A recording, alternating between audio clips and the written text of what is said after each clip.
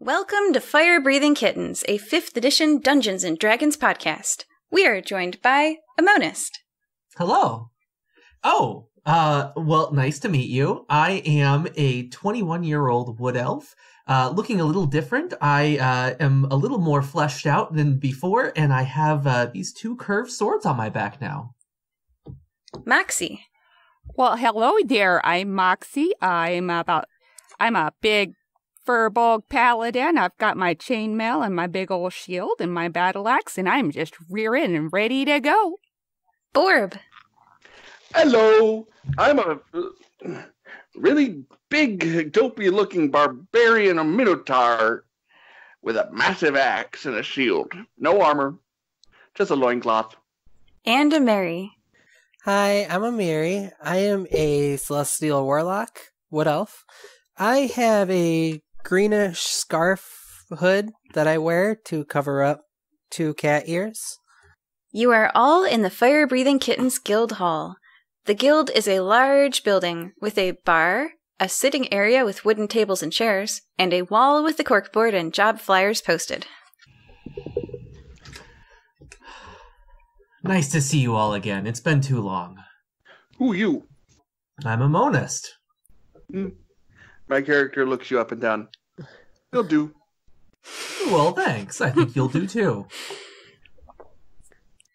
Amiri's gonna look over at Moxie and be like, wow, I hope that soup I got you was delicious. Oh my gosh, yes, that was some amazing soup. I really appreciate you bringing that back for me. It was a fun, busy day for everybody. So glad you guys turned back up. You were gone and now you're back, and it's just so much better. I certainly agree. And my husband's really happy we came back. Yeah, he was just a big old ball of worry while you were gone. So, hey, you want to see what these 2 are up to? Maybe we can go on a little walkabout today? See? Sure. Actually, I see a little flyer over there. I think that's a great idea. I just got back to the guild. I certainly need some gold. Well, all right. Outing since island trip. We need adventure. All right, let's see what it says. Our adventurers walk over to the corkboard, and they see a ton of flyers. This is a really festive time of year. There's all sorts of stuff going on, advertisements. One of them says, "Find cool or unusual stuff? Contact Azreen at Azreen's Unbelievable Stuff." Another one says, "Triumph for Tier," and there's other jobs that pay like 40 gold and... Oh. Well, I mean, this one certainly catches my eyes, guys, right here. It's, big. 40 gold? I don't know. Maybe let's read all of them first. But we can come back to that one for sure. There's more for 10, and the Triumph for Tier is an advertisement. It doesn't have a gold on it. Oh. Some for 40, some for 30, some for 10. Pretty low fish. Small fish. I'm all for doing this thing for Here, tier. pass me that flyer. I want to take a closer look at that there. Okay. Let's see what kind of festival or event we've got for the God of Justice here. My character is pretending to actually read the flyers, even though he has no idea what any of them say. Aww. Oh. Borb's, I guess, life goals for this season is learn how to read. I think you have to become close enough to admit that you don't know how to read to someone so they can teach you how to read. Is that your friendship goals? Hard to say. It's just... Borb's not the brightest tool in the but brightest bulb in the box, so... Aww. Well, if you told people you didn't know how to read, they'd... Alright, so the flyer that Moxie picks up says... At the top, in big capital letters, the flyer says... Triumph for Tier! An orange banner beneath the title has the words, Nicomoy Local Arts and Wellness Festival. Then underneath that is today's date, and the time is from 10 a.m. to 10 p.m. today. An address in Nicomoy that's pretty close by is listed. It says, Try a battle mini-session! Shop, sample, and flex your muscles. Weapons, armor, and shields. Amazing artisans, jewelry and gifts. Enjoy free workshops. 10 gold admission at the door. Save 1 gold by purchasing at Nicomoy grocery stores in advance. Do you guys read this out loud? Oh yeah, I totally read all of that out loud. I'm definitely for some good family fun times. If you guys you're wanting to do something today. Mixed up with the sounds of muscles and combat. I am all for this. I mean, I think I need to make some gold before I go spending 10 gold on attending a festival. I got you covered. Don't worry. Oh. Right. I'll cover all expenses for you, Ominous. You're good. Oh, Well, thanks. you know, we'll all chip in there. Everybody should get to enjoy the glory that is our just God. Tier. Well, thanks, guys. Aw. Orb is very much into this idea, so All right. Moxie grabs her symbol of tear, Just no polishes group it up hugs. real shiny. All right, I'm good to go. So, yeah, tightens her little blindfold thing. Okay. Well, I mean, unless you don't want to, we could see what else there is to do. But, I mean, a festival, who doesn't love a festival? And Amiri she just got back from being trapped inside a rock for a few weeks. So, yeah, no. That's true. Yeah. I just we got could, back from weeks of wandering around in the forest. Oh, yeah, see, you both could use some fun. Mm-hmm. What about you, Borb? You up for some fun? me like fun. Yeah, we all love fun. All right. Me prove strong, So, we're gonna go. stronger. Do you guys head out? Amonis looks around at the flyers quickly and just grabs the one with the highest dollar amount too and slips it into his pocket. Okay, you've got that one too. Okay. What this about grocery store? Yes. I would say I'd grab Ezrine's, but I still got that one tucked away from a couple weeks ago. It's a grocery store. Get discount. Yes, I like discounts. Yes, it says save 1 gold by purchasing at Nicomoy grocery stores before the day of the festival. Oh, it is the day of the festival. Well, never mind. I bet we could get into the festival cheaper anyways with some other means. Maybe persuasion or something. I don't know. No. You'd be jipping one lawful good and her god, who the festival is for. Not chip. We're new adventurers. You don't think they'd cut us a break? Well, you know, you bring up a valid point there. We don't even know who's putting on this festival, if they're really, worshippers and followers of Tyr. It could just be really anybody, so. Listeners, what have I done to my players? It could be a money grab, you're right. As to the players. But, you know, I'm let's so just suspicious. go enjoy the day, you know, just Boy. that's Okay, you let's got to go. be fair and balanced in your life as well as in how you act. So, let's go balance out all of our troubles with some fun times. Okay. All right. And Sounds I like a feel plan. bad. Sounds like a plan. Okay, so you guys are heading out? Okay. Yeah. All right, you walk outside. Oh, wait. Now, no. All right, you ready? Okay. Yeah, here we go, guys. Oh. Okay, so they walk outside, and the guild hall is on a pretty busy city street. There's paths on the side for walking and a wider space in the middle for faster traffic. And you head out, you turn right, you go past a street to a stop point where everybody has to stop, 4-way stop. You keep going straight, and you pass 2 more streets, and then you turn right again.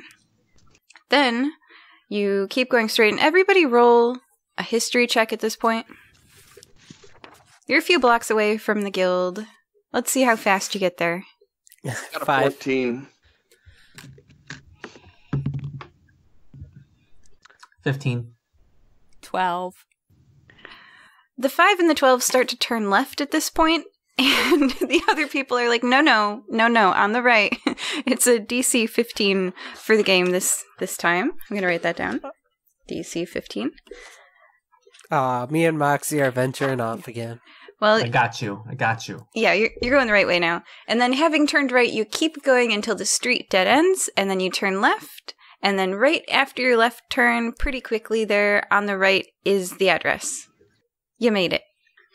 So, Yeah, we were venturing off towards that amusement park being built over down that way. That's where we were heading. Yeah, we're super excited about that, guys. But yeah, festival time! it's taken you about 50 minutes to reach it. Okay. You're in a part of the city with many large buildings. They're multi-story, towering above your head, and very wide, often as long as a city block. This address has a large building just like that at it, and over the doors, where there's steps leading up to the doors, over the doors is a large sign that matches the font of the Triumph for Tyr flyer. And it says, Triumph for Tyr! I didn't expect it to be so indoorsy. Yeah, I would have thought they'd talked about this at Temple, but guess not this time. Maybe that was when I was helping out in the woods. Who knows? Maybe I missed. Could also be a different temple. Very true. Could also be a trap. Could also be a festival. Who wants to see some arts and crafts? Me one. All right. Combat and strength test. Yeah, I could get down on a good brawl for friendly reasons. That could be fun. Me always Right. like brawl. All right. Is this like a knock on the door situation, or is there like somebody selling tickets right there? What's the... It's a big double door situation with a sign over the front. All right. Well, I'll go up and open the door and motion for my friends to go in. The door opens, and inside is a tall, high-ceilinged area that has stone walls and floors and echoes a lot. You get the sense that you're in a public building, and there are areas where you can buy entrance passes on the left and the right. It's got lines of people in front of both, and it says 10 gold for admission. And a big sign over the top. All right. Well, Moxie will go stand and wait patiently in line. Orb follows behind. I'll go over too. I'll stand ahead of everybody. Yeah, I go too. All right, and who's paying for what? I got my gold, Yeah. so I could pay. I'm ahead of everybody, so. And Mary reaches the front of the line first. The The person who's selling tickets is a furbolg, just like Moxie. And she says, well, hello there, and tries to do an accent that she can't do. And then she accepts Hello there, gold. sister How much... of Tyr. How are you today? Hey, can I get 4 tickets, please? Of course. And she hands you the tickets. 4 tickets for 40 gold. Orb hands over his gold. No, I bought it. Oh, okay. Well, here, I'm gonna... Well, I still thank you. need a ticket. I'm gonna buy a ticket for the person behind us, just to... You'll pay it forward there. Triumph for Tyr. Yeah. This is like when they go through the fast food line and they pay for the person behind the meal. Pay it forward. Yeah. I've only seen that happen twice. Work in restaurants quite a bit. Yeah, you guys are so rare and wonderful. Aw. But like everyone here is doing that. Like the entire Tyr line is... Look what we started. Well, let's see, may the blind overlord keep and bless you all today. All right, here we go. Okay, and then in front of you, someone is accepting tickets towards another door, and you can walk through that door if you'd like. Sure. Orb walks through the All door. right, on we go. I'll hand them the 4 tickets. Okay, your tickets are accepted, and you're allowed entry. I'm going to read the description of this room for you. Okay. You enter a large, loud room. Vertical stripes of yellow, blue, and red rise to the high ceiling. Tiered steps lead down towards a stage. Hundreds of people stand in front of their chairs in the tiered steps. Each has a large yellow name tag on their shirt. A shelf with name tags is on your right, next to the door. Everyone is facing the stage, paying attention to someone. Have you guys ever seen The Price is Right? Yeah. Mm-hmm. Yeah. Hey, Moxie, do you see all those tiers right there? Tears for Tyr, am I right? All right. So, looks like we need to get some name tags. I have wonderful penmanship. It's from all the years in Temple. If you guys want me to get you some real fancy. His name tag. Yeah. Sure. Thank Thank you. you. You guys have that like really big writing on your name tag that looks nice, where it says BORB in like giant capital letters, and you can read it from What's super that far spell? away. Borb. Yeah. All right, where are you guys gonna sit? Near the exits. Well, I'm Still not convinced. Well, me and Borb, we're pretty tall folks. I don't want to block the view for other people, so we're probably gonna look for seats in the back, right there, Borb? Sure.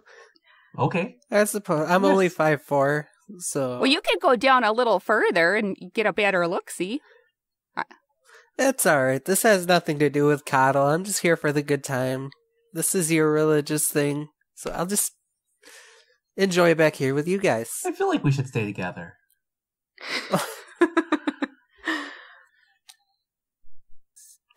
So we take up a position in the back near the doors, kind of where we came in nearby, and we listen into the show. All right, the show is going on in the stage.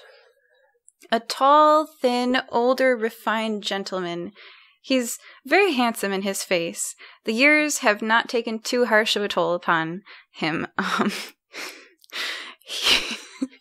The Price is Right. He strides forward in a very well-fitting suit on his thin frame and is holding a stick in his hand with a little magical orb at the end of it. And the magical orb is near his mouth, and he says words that project to the entire audience. He says, "Welcome to Triumph for Tyr!" Woo, Tyr! Yeah! Oh no, we joined a game show. Yes, you are. Okay, so now I'm going to explain the Dungeons & Dragons rules. There's no real Dungeons & Dragons game show rules, so what I did was I wrote some trivia questions, and in The Price is Right, you have to get things right to go on the stage. So if you guys get these right, you can go on the stage.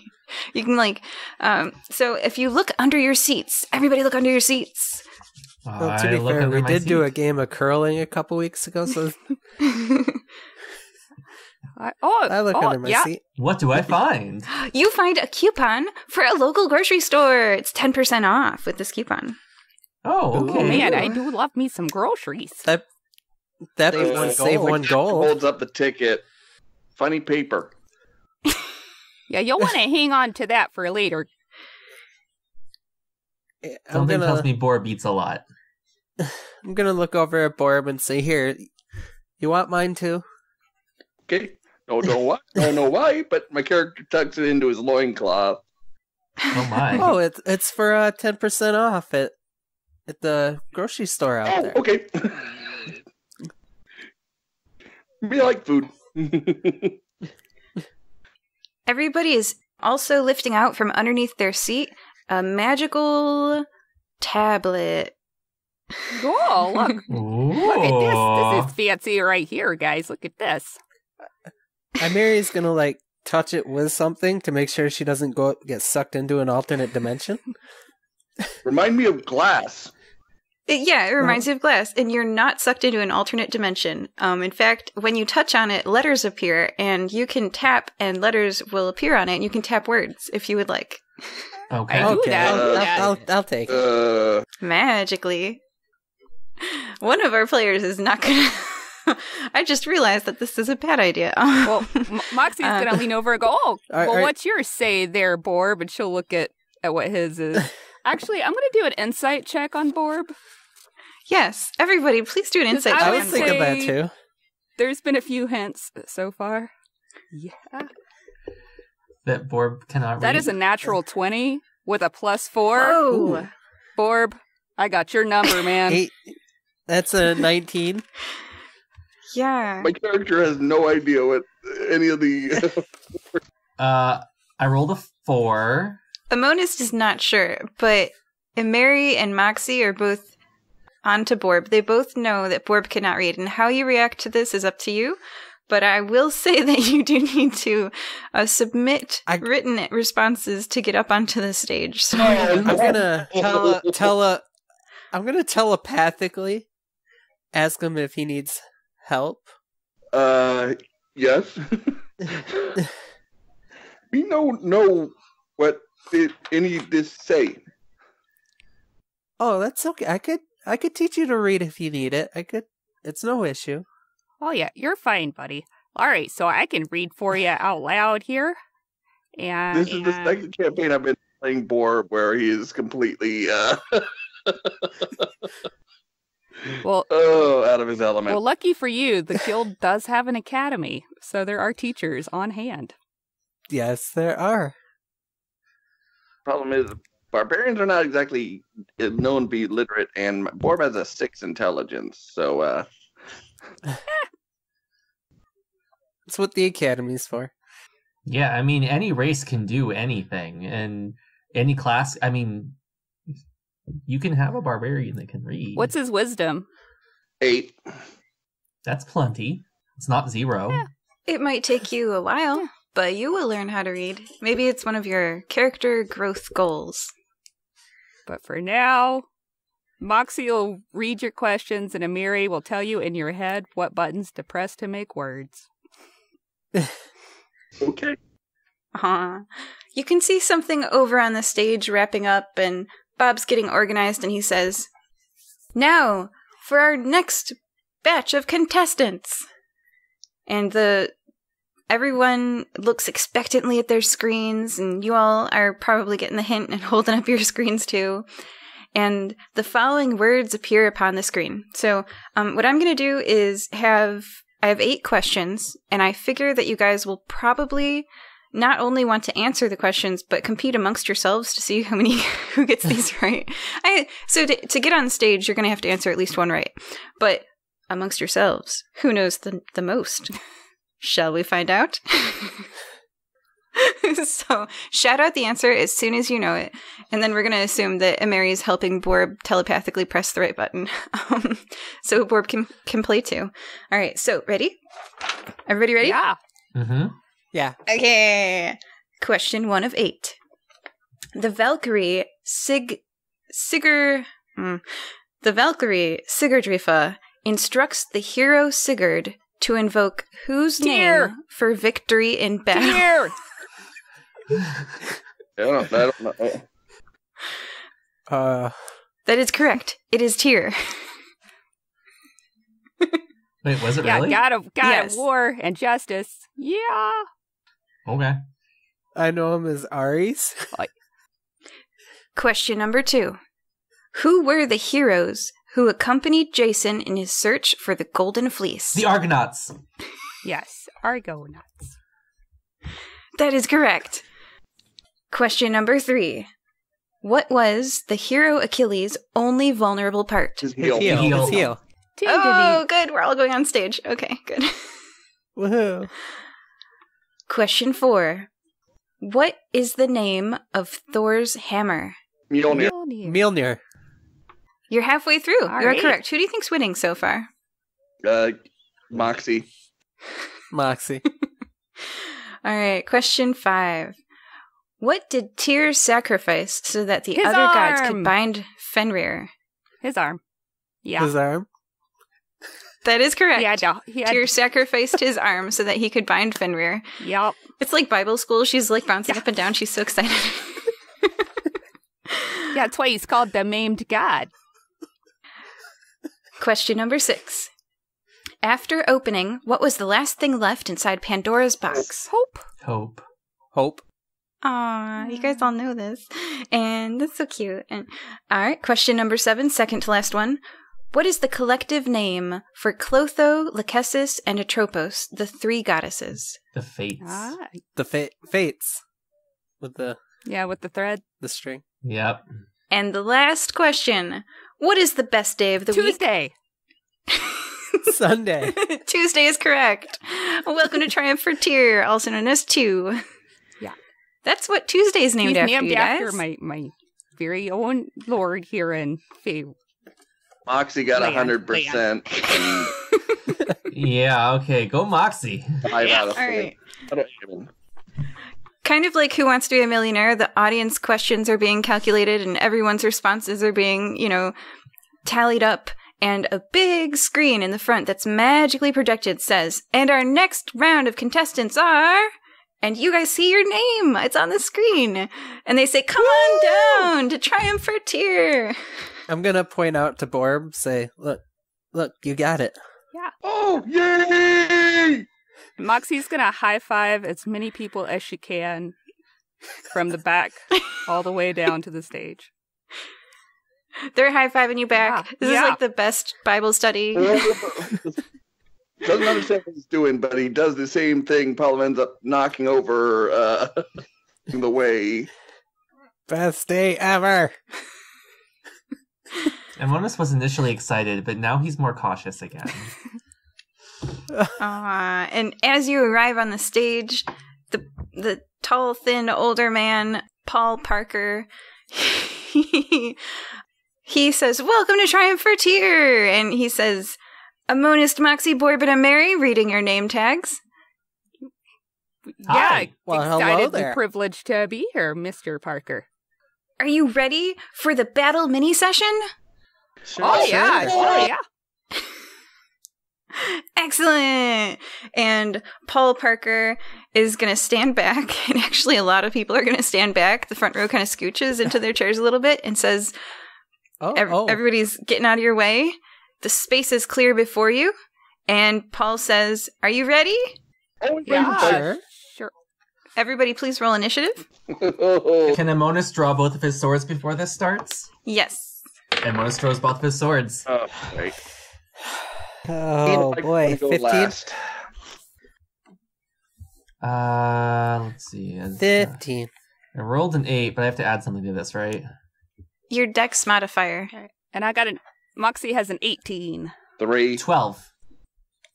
Okay, the order is Moxie, Mary, Amonist, and then Borb. Oh no, are we gonna have to fight each other?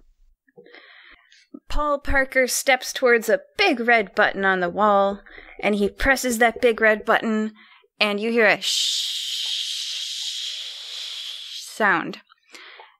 Out of a little tiny hole comes purple mist, and it floats onto the stage, and it's floating onto the stage, and it's solidifying. It's solidifying into a giant creature. Oh, dear. You all rest your eyes upon the gray, dry skin of a huge, muscly person. He looks super tall and super strong with this thick gray hide-like skin, and he's holding his bare fists towards you, and he goes, "Oh," which is not a word. Oh my. Moxie, you're up first. This is a Jotnar. Oh, Borb is looking very happy right now. All right. Well, first, Moxie's going to kind of look towards Paul Parker and be like, "So we're fighting this guy? Am I reading this right?" Paul, holding the glowing orb on the stick up to his mouth, says, "Yes, that's correct. This is the battle mini session." Fun! All right, then. People who win the battle mini session are entered into the puzzle room. People who don't are healed. Puzzle room. All right, well, then, let's, You know what? This poor feller, I don't see that he's got any weapons on him, so I'm just gonna try to, start with a grapple. I don't wanna... I gotta read this situation. Okay. This is interesting. Well, she's not just gonna, whip out her battle axe and chop some dude in front of a crowd of people. Oh, but why not? That's just... There's probably children in the audience. There are definitely children in the audience. They're cheering so loud. All right, so that's... Oh, boy. His axe out. They really do need Tyr in their life. So it'll be... Tyr's the god of battle, my friend. They already have Tyr in their life. So roll a strength. You roll athletics. I roll athletics. Or a strength check. Just to let you know, the Jotun has a +4 in strength. Total number is a 12 because of what I rolled on the dice. Okay. Ooh. Well, and then mine is 18 on the dice, 19, 20, 21. So she's got him in a great big hug. Oh. Like a grapple hug. And then explain the rules of grappling for everybody. All right, so, well, hold on. I think you're restrained, and then on your turn, you can try to break the grapple, but let me just double check. I can't believe we're on a game show. There's been weirder things. I can't believe I still haven't read the flyer in my pocket. When you want to grab a creature and wrestle with it, you can use an attack action to make a special melee attack or grapple. If you're able to make multiple attacks with the attack action, this... hold on, let me click the link. This replaces one of them. If you're able to make multiple attacks, blah blah blah, the target of your grapple must be no more than one size larger than you, must be within your reach. This using person at least one is free hand. large-sized. So we're good there. The target is grappled. The condition specifies the things that end it. You can release. Yeah, so it would be contested athletics check against the target's athletics or dexterity. If you succeed, the target is incapacitated. Automatically, it's if you succeed, you subject the target to the grappled condition. The condition specifies that the things that end it, and you can release the target whenever you like. So to escape the grapple, a grappled creature can use its action to escape. To do so, it must succeed on a strength, athletics, or dexterity acrobatics check contested by my strength/athletics check. I don't see anything about... So you're incapacitated, means you can't take any actions or reactions. Except for to escape, yeah. Yeah, and I don't see anything about you taking damage if we aim I guess it they got rid of that rule. at them. Yeah. While you're holding it still, can I whip in there and hamstring it? Unless we crit fail, and then it's... So very possible. until you break Moxie's hug, you can't take any actions except to try to escape. Your speed is 0, and the condition also ends if an effect removes the grappled creature from... So if something removes it from me, then like if it's hurled away by a spell or something. Okay. Yeah. It is grappled. And Mary, it's your turn. Alright, I am going to hit it with an Eldritch Blast. Or attempt to. 10? That does not hit. Oh. The Eldritch Blast bounces off of the thick gray hide. Is that the end of your turn? Yep. Next up is a monist. Okay. So I am going to use my action surge to take an extra bonus, so I get 3 attacks with my sword. First one is with my bonus a 7, which I assume does not hit. Correct. The second is a 22, which I assume does. Correct. And the third is a 19. That hits too. Okay. So I get to roll 2d6 plus 2. That was a 1, that was a 3, so that's 4, 5, 6 damage total. It looks 6 damaged, which is not very much. No, it's not. Is that +2 to each roll? That was +2 to each roll. I rolled very low on those. Oh. It happens. That's how you know that the dice are actually being rolled and not rolled and then re-rolled, is that you see low rolls sometimes. Yep. That happens. Those 2d6 were a 1 and a 3. All right. I believe it's my turn then, right? Or is it the enemy's turn? It is currently... yes. It's going to make a strength check to get out of the grapple, right? That's what it does? You can do athletics or dexterity, and I'll contest it. Okay. It rolled a 19 this time. That's a little bit better than 8, so that is a 23. Yes, I only got a 18, so you pop out. It lifts its arms on either side of it, holding them horizontal, popping out of your hug. Goodness. And then it's going to punch you. Oh. Oh, how rude. It rolled a non-natural 20 to hit you. Yes. Ouch. I'm just amazed that its reach is 10 feet. It has really long arms. A large-sized creature, that's standard for a large-sized creature, so... Yeah, so it punches you. Ouch. Yeah, and it then does 18 bludgeoning damage. Oh. Oh, my... It hits Ow, hard. my nose. Please make a strength no. saving throw. Oh, no. Where are you? Which one of my Moxie dice do I want to use?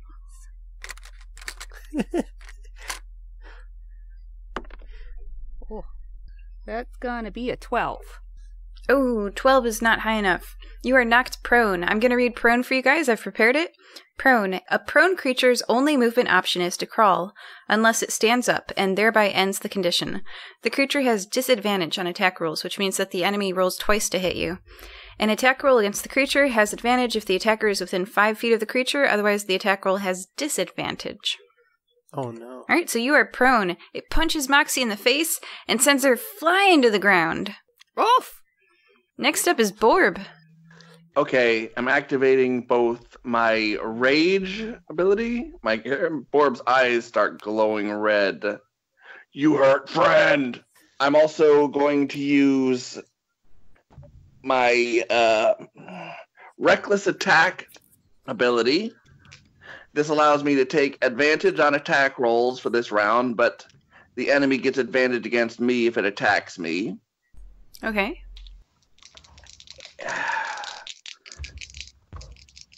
Alright, so my character pulls out his battle axe and his shield. And that is, I'm pretty sure a 23 hits this thing. It does. Ooh. Really? I only do 8 points of damage. It takes 8 points of damage. Next up is Moxie. All right. Moxie is prone. And then a Mary and a Monist if you want to prepare your turns. Mm-hmm. Moxie, what do you do? All right. Well, first I'll use half my movement to stand up. So there. And then, let's see. I am going to... I'm curious, how much HP do you have left? 7. Oh, no. Oh, okay. So, roll. But, let's see here. I'm going to heft up my shield and grab my battle axe. I'm gonna take a swing at the feller. Does a 16 hit? It does. All right.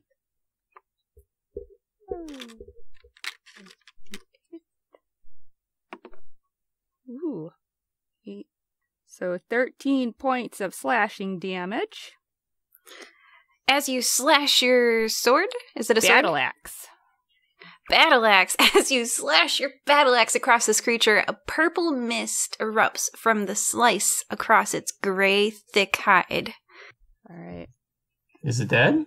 No, but it's made out of mist, you guys. You can hurt it. It's not a real... Yeah. You're not killing anything. Does that make sense? It's creature, basically, Okay. is what it is. And then It's gas. I'm gonna say a quick prayer to Tyr and channel divinity. And as a bonus... The crowd goes wild! Everybody here loves Tyr. They hear you pray for Tyr and they repeat it and they chant and they go, Tyr! Tyr! Tyr! Two Tyr! actions. Tyr! Get up, one to get up and one to attack. I use my movement to get up, and then I use my action to attack, and then I get a bonus action. 3. You get 3. So, bonus action. I will cast Channel Divinity. Oh, great and wonderful Tyr, lend me your strength this day as I fight this foe, and will use Peerless Athlete. So I will gain advantage on all strength, athletics, and dexterity acrobatic checks for the next 10 minutes. Wow, that's a long time. The crowd is still chanting, Tyr! Tyr! Tyr! That's all. All right. Next up is a Mary.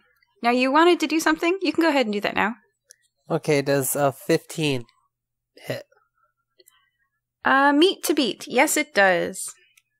And it takes 10 damage from Eldritch Blast. Wow.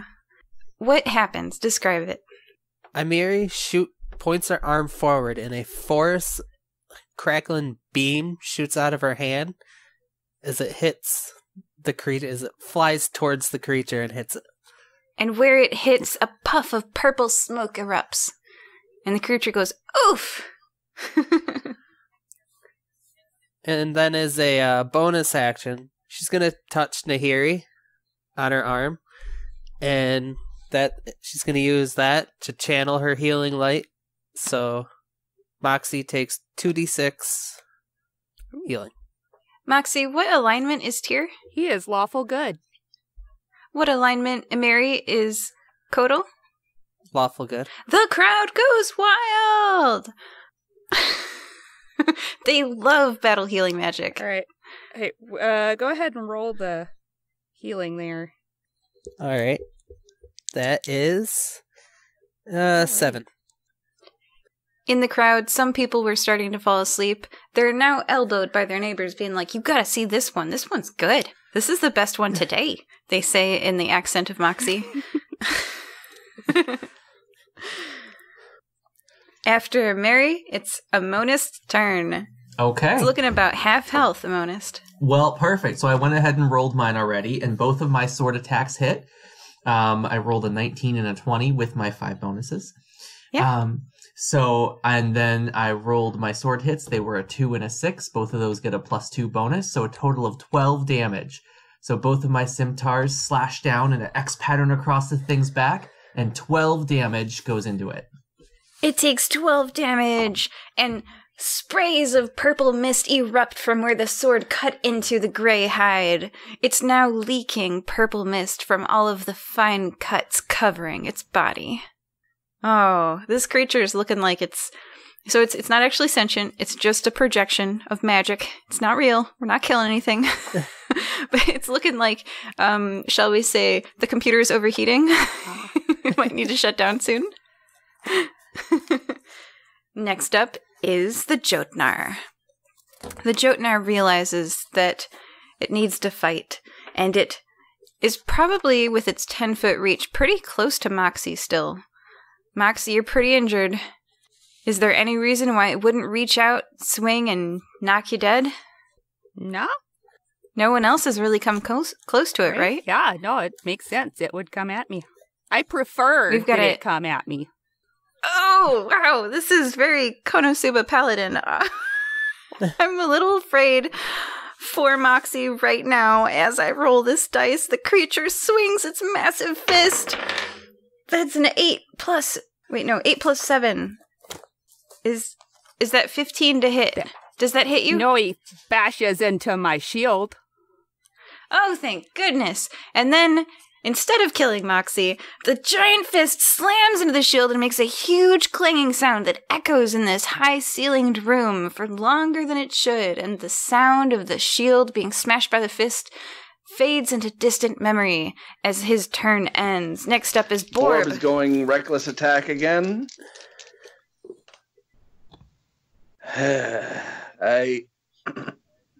I'm pretty sure 13 does not hit this thing. It does not. Do you have only one attack for your turn? Yeah, unfortunately. And I don't get another attack until 5th level. Okay. Next up is Moxie. Moxie, you're still alive.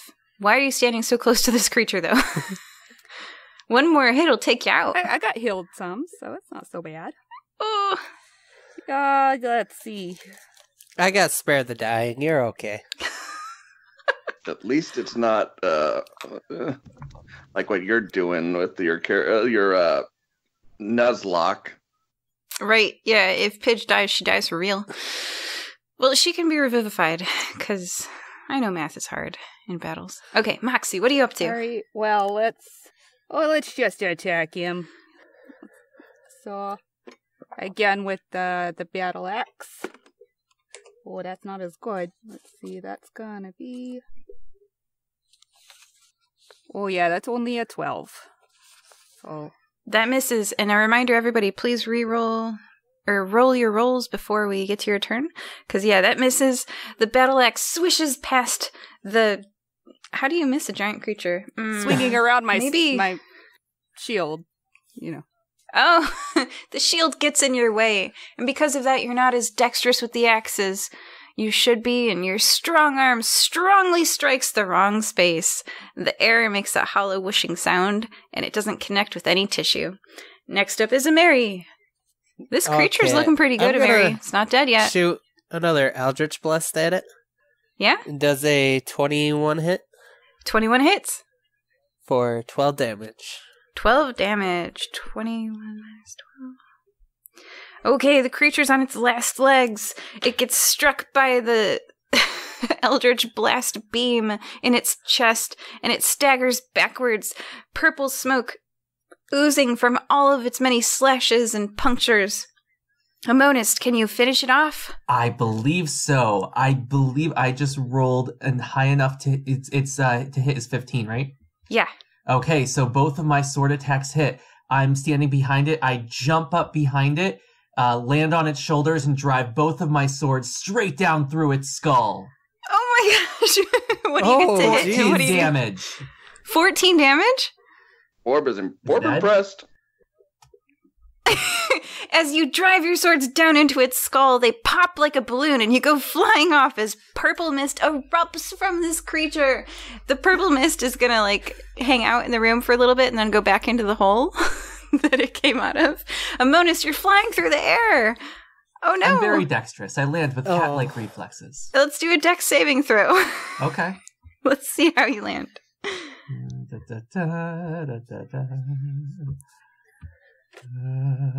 I roll a 15 plus a dex saving throw is 3, so that's 18.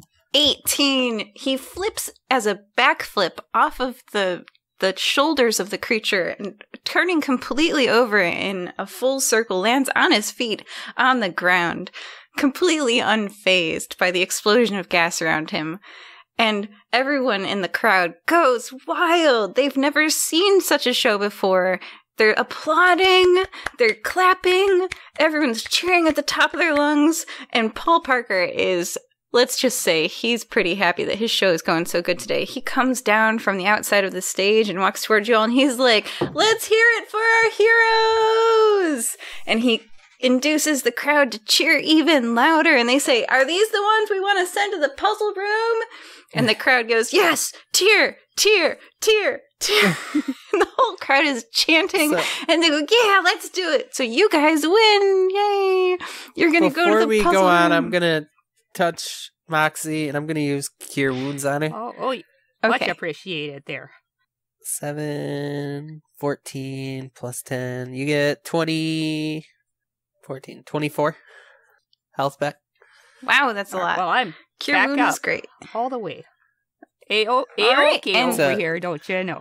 Good to go. Fully recovered from that battle mini session, our heroes are going to proceed into the puzzle room after a quick commercial break. So joining us this time were Amonist. Hello. Moxie. See ya in a few minutes, kids. And Mary. Boy, that was fun. Hello. And Borb. Bye-bye. Bye. We hope that you're enjoying this episode of the Firebreathing Kittens podcast. Please leave us a review on iTunes.com. You can subscribe to receive new episodes through your podcast player or by visiting firebreathingkittenspodcast.com and clicking on the RSS feed. Can you think of someone who might enjoy this podcast? Please share it with them. We don't pay to advertise this show, so the only way we can grow is through the support of listeners like you. Thank you. Welcome back to the Fire-Breathing Kittens, a 5th edition Dungeons & Dragons podcast. Joining us this time are Mary. Hi. Borb. Hello. Moxie. Well, hello there. And Amonist. Hello again. Everyone, please roll a d20. Okay. 17. 15. 3. 17. Will the 17s please roll off? I'm holding up an 18 to the camera. The 18 was the... 19. 7. Okay, 19 and 7. I'll roll a second dice, and I'm holding up something to the camera. It is a 15. So who got the closest to 15? I got a 15 equal. That would be a Mary. Of the roll-off? Yeah. Mary. All right, Mary, please tell us what happened last time. Okay, so we all kind of met up at the guild hall, and we took a flyer for Moxie's little day here, a tier day. A little ceremony going on, a little fun time. So we all decided to go over there, and I paid for everybody's ticket, because I'm super nice like that, to get in. And we all sit down, and we discovered that Borb cannot read. So me and Moxie are trying to teach him how to read. And we pull out these tablets for this little game show going on. And we win the poll by answering some trivia about some mythology. And we get up on stage to find that we have to fight this big purplish thing. I really don't know exactly what it is. And we eventually do. And Moxie took quite a bit of damage. I healed her. And that's kind of where we left off. We are about to go into a little room. Our heroes have won the right to enter the escape room. A person who's very slender, wearing a nice suit and holding on a narrow stick a glowing orb, holding that orb up to his mouth at the end of the stick, says, "Have our heroes won the right to enter the puzzle room?" And the crowd answers with cheers and applause, and everybody says, "Yeah, they have!" Woo! This is the best fight they've seen all day. With the crowd supporting you, the door at the end of the stage slowly opens from the floor to the ceiling, raising up and up and up with darkness beyond. Paul Parker says, "Please step forward." The door slowly opens from the ground to the ceiling, rising, rising, rising, and you all can step inside if you would like. Borb. Can I peer inside first with my dark vision? It's well lit in there. Oh. Borb What do I walks see? in unworried. Yeah, I'll walk into. All right. Here march we in. go. It's for tier, I suppose. Paul Parker is following you in, and you can see that there's a display area where everyone in the audience is shown, and they're watching you and you're watching them. And he says, "Our heroes, would you like to enter the escape room? Are you willing?" Oh, ready Escape and willing. Yes, certainly. Yeah. Mildly. He holds forward handcuffs and he says, "Everyone who is willing, please put these on yourselves." And he gestures to a door beyond. "You're going to put these on yourselves and then handcuff yourself to the rail." Are they big enough for Borb? They are big enough for Borb. Okay. Okay. Is it only one hand or? One hand handcuffed to a rail. Okay. Everyone's All handcuffed to right. the rail. Amonis does it. Oh, yeah, we can certainly do this. If Tyr can make it with one arm, so can I. All right. Me break your handcuff a problem. Boy, if only it was Thea right now. Is Borb doing a strength check against the handcuff? No, not right now. Okay. But only if he needs. Maybe not, later, but only if he needs to. All right.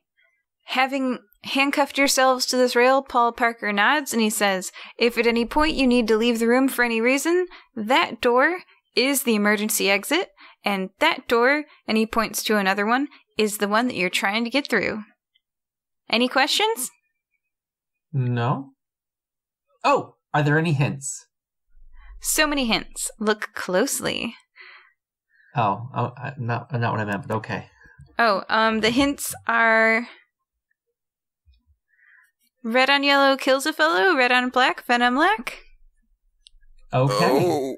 Oh, Red on yellow kills a fellow. Okay. Well, I really hope that. I think we're going to see some snakes. Yeah, especially if it's a certain type of snake. Yeah, I know exactly. With no other questions, he leaves the room, and you all can see in a little corner the picture of the audience watching you all. Okay. You are all currently handcuffed to a rail. Around you is a room with a variety of items and objects. It's overwhelming how many things you can see.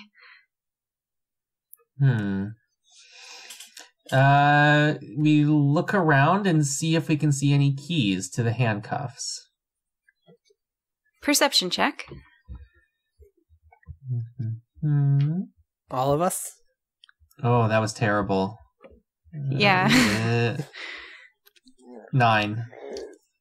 You don't. 5. You don't see anything. 9. You're fiddling with the handcuff, and you notice that if you pull on it a little bit, a magnetic lock separates you, so it snaps apart, and you're no longer handcuffed to the rail. What do you do? Please tell me. Oh. Oh, my character just pulls on the handcuffs. But you can tell that it's not supposed to break this way. This is like a fire escape.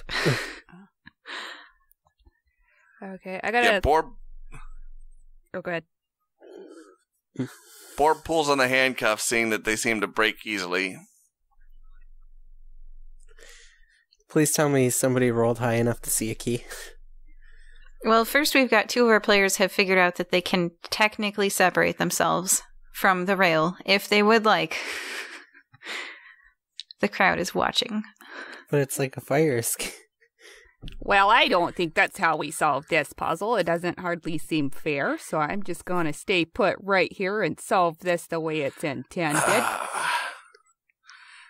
Well, I just found out I don't have internet until tomorrow morning, so... Well, such is life. We roll with the punches. All right, and I got a 13 on perception to just look around for a key or key type, maybe a bobby pin. Oh, In a corner, on a metal table, you see a vase of water. You do not see any keys to your handcuffs. A monist, you're technically separated from the handcuff from the wall. What do you do? I do have... Yes, I can explore a little bit further. I go over to inspect Oh that my vase gosh, of you're water. breaking... Wait, No. you're breaking the magnet thing? Why not? I have a mage... The crowd is going to boo you. I have a mage hand. Oh, you have a mage I hand. do. Okay. They're Fine, use lawful your good. mage hand. Okay. Are you going to reattach yourself to the railing? Yes. All right. I will use Fine. mage hand to grab the vase. If Moxie points it out to us. It's a vase with flowers. It's got yellow tiger lilies in it. On a metal table. Anything red on the near the face? No? all right. So we got a metal table with some flowers over there, and Yep. A monist, Borb, and a Mary, what were your perception checks? I rolled I got a 5. I rolled a 12. The 5 and the 12 see a bookshelf and a safe. The 5 sees the bookshelf, and the other one, 12, sees a safe. A monist, what did you get? 9. A 9. You see that there are wanted posters on the walls. Wanted who? Well, you're not close enough to see the fine details, but you How see that close they're is hanging the- there. Bookshelf is Borb. What Not within reach. what was it I saw? A safe. Safe. all right. Is there any movement from? You said we were hooked to a handrail, so will the handcuffs like slide up and down the handrail so that we can? They do. All right. Well, Moxie's gonna move forward as much as she can to get a different angle on the room. Maybe. She moves around, and she sees that the rail curves into another wall. Oh. If you ask the group, you could shuffle over to that wall over there. Hey guys, it kind of continues over to this wall. You wanna scooch this away? Sure. We'll head that way. And Mary's the rightmost person. And Mary, how tall are you? 5'4".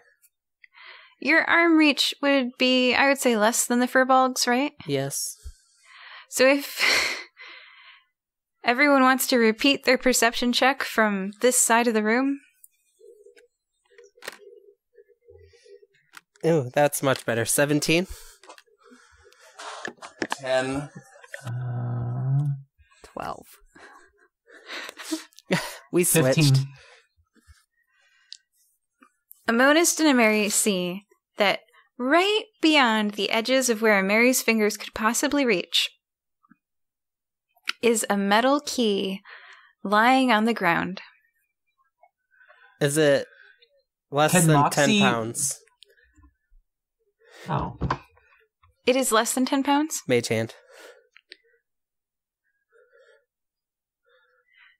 Okay, describe what you do.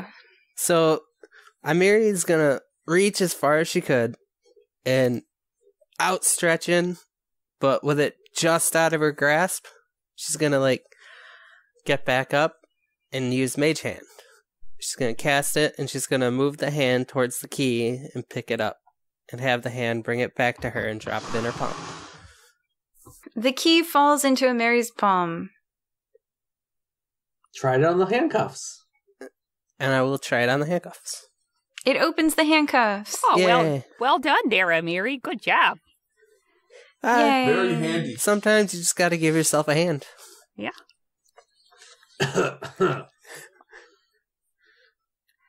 All right, then. All right, Amiri, do you want to give the rest of us a hand here?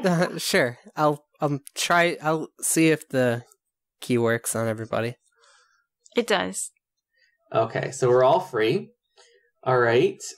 Should we go inspect the door that Mr. Parker showed us?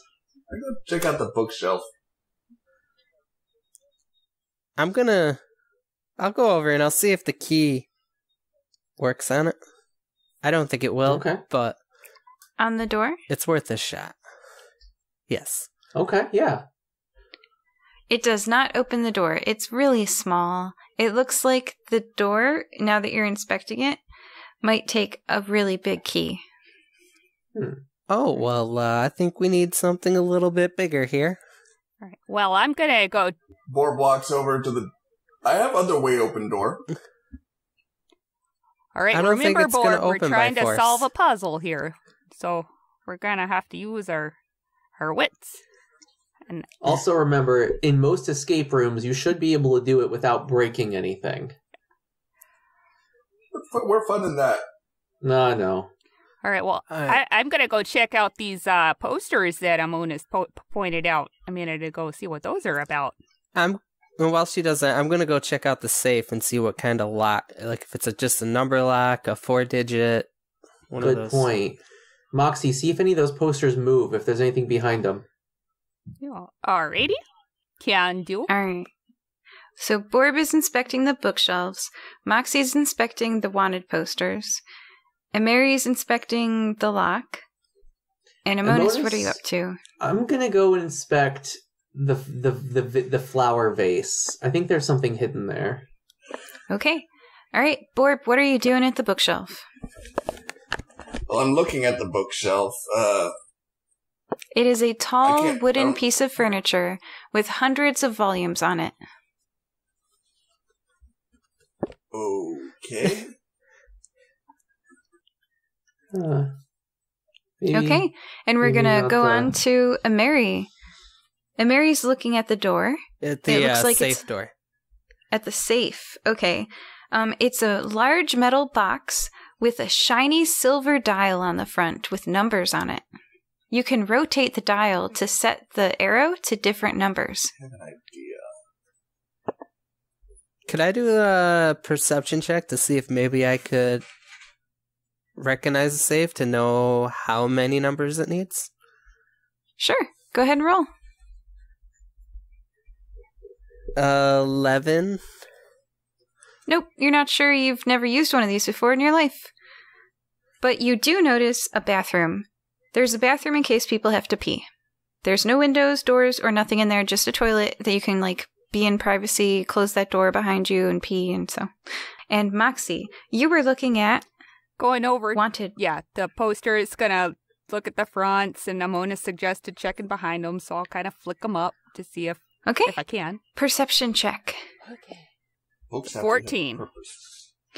With the 14, you can see that there are 5 rows across and 4 columns down of wanted posters. And you notice that one of them, like most of them are people, and one of them is a golden retriever. Oh, who wouldn't want this cute. good boy? Looky here. What's he wanted for? He's wanted for pooping in the wrong place. Oh. Amonist, what are you up to? I'm inspecting the vase of flowers, lifting it up, moving it, looking underneath. Okay, Anything you going lift on? up a clear glass vase of yellow tiger lilies from the metal table. What do you do with it in your hand? I inspect the vase. I look underneath of it. I look for any kind of inscription, any kind of numbers, anything that might be a hint. Go ahead and roll. Okay. I rolled an 11. Is this an investigation? Whatever Or you want to perception? use for this would work. Yeah.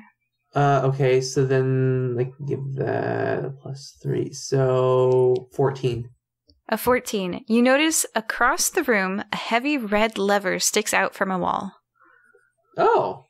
Red on I go yellow. over and red on yellow. That's the dangerous Yellow fellow. one, right? Yeah.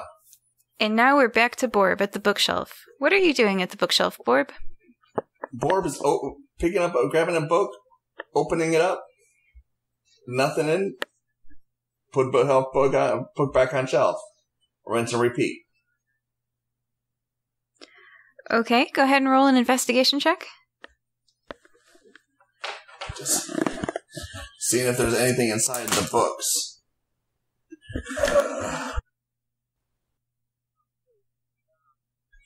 Yeah, that's not a bad roll. That's a 13.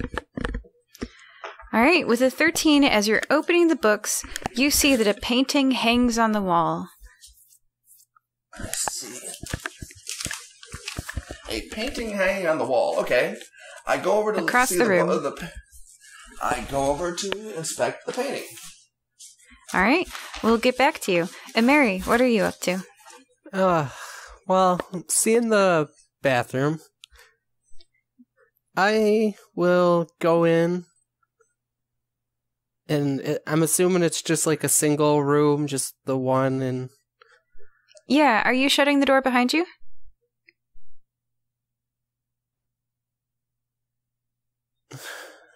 I will open a telepathic link to Moxie and be like, okay, I'm going to close this door. Oh, all right. Well, I mean, if you need some privacy, it's all right there. So, I'm going to try looking for, like... Is the door open or closed? a code, or... I'm going to close it. As you close the door, you realize that you were listening to the low murmur of the crowd on the display magic screen as they whispered and guessed amongst themselves, and the moment that you close that bathroom door, you're completely severed, auditorily and mentally, from everyone. You have real privacy in the bathroom. All right. Could I see... Or I'm going to look for... Literally no clues exist in the bathroom. Okay. I just think escape rooms in the real world should have these. All right. Then I'm done in here. Okay. Don't forget to wash your hands. I will wash my hands. That's good. Next up is Moxie. Alrighty, so we got 5 across and 4 down, right? And there's a pupper. I guess I'm just gonna turn around and look at the rest of the room from this perspective, see if anything looks interesting. You see a rail where people were handcuffed, Yep. a vase of water with yellow tiger lilies on it, wanted posters on the walls, Yep. a heavy red lever sticks out from the wall, a painting, a bookshelf, a safe, and a bathroom. Well, I know that Borb is not quite ready to read, so I'm just going to kind of double check his work there and go over to the bookshelf. And Okay. Are you going to roll? yes. All right, that's gonna be a 10. You see a turnable lock with 3 colorful numbers. Oh. Well, you see a turnable lock with colorful numbers on the display. Alrighty. Any particular numbers or just numbers? All the numbers from 0 to 9, all the digits, and they come in the colors of red, yellow, and black. Red on yellow, kill a fella. Red on black, friend of Jack. Okay. And I will shout this discovery to my companions so that we all have the same information. We have red and yellow items. Okay. Okay, this is challenge. This is interesting. So we probably need to get numbers for this. I'm gonna guess the key's in the safe. We gotta find Probably. the combination to that. Borb, it's your turn. I'm looking at the painting. Okay, you see a series of fruits. There is strawberries, there is dark black plums, and there is yellow bananas. Okay, we're seeing a pattern here: red, yellow, and black.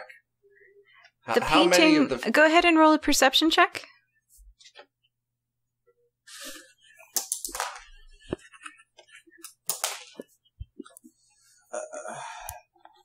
Okay, that is unnatural 20.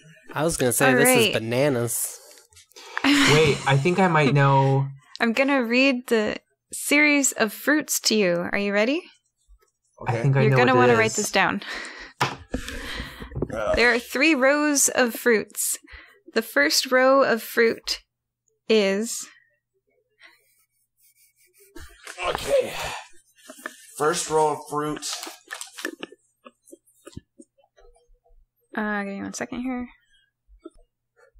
Give me a One sec. Okay. Okay, All right. slow down. The first row of fruit Strawberry, is plum. strawberry, Okay. Start plum, over.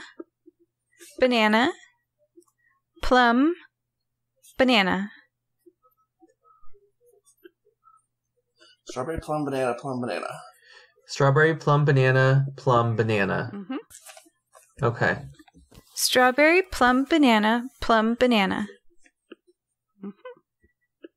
There's a middle row and a bottom row. The middle row is Okay. banana, plum, plum, Plum, strawberry, Strawberry, plum. Okay. To read that again, it is banana, plum, plum, strawberry, plum. The bottom row is Okay. plum, plum, strawberry, I think banana, these are the banana. numbers. Okay, we know. Yeah, So we have the colors, They are. but not This the is a number. numbers. this is 3 numbers here. So the yellow is bad. Are they? So yeah, that is correct. Well, I mean, they are the numbers, but doesn't that lock come with the digits 0 through 9, but the digits come in 3 different colors, right? So we know the order of the colors, but how do we know which digits each? So like it looks like there's a series of 5 numbers 3 different times, but I'm wondering how we know like. So it's going to be like a red number, a black number, a yellow number, like so on and so forth. But I think we still need to Yeah. figure out, unless I'm missing something, Okay, red on black What is good. the Red actual on digit. Is it a 1? Is it a 3? Red Is on it a yellow 5? is Like bad. what? Right? 3, 4, 3. What? 343, maybe? I don't know where that is- comes in. 343. What is 343? Just a guess. What is the pattern on the? What is the pattern on the? All right. On Why? Back over on the at the wanted posters. Where Yeah, that's where I'm thinking the numbers are going to come from. where is the golden retriever poster? Where's the golden retriever? The golden retriever is in the 7th spot. Like going across 1, 2, 3, 4, 5, and then typewriter cha-ching, back 6, 7. Yes. Okay. So that's. Are there any other Something. colors on any of the other wanted posters? Like, None of the wanted posters have colors. They are all in brown and white. well, I mean, like the golden retriever has golden in it. So do any of the other descriptors have color descriptors? You see one, I mean, they all say gold on them. Oh, they- Bernard Howard Crenshaw, wanted for dishonorable combat. Okay. Call 555-1234, 1 million gold reward. What do you guys think about pulling that lever and see if anything pops up with like a black light kind of thing? Go ahead. I'm working on this color combination from the painting.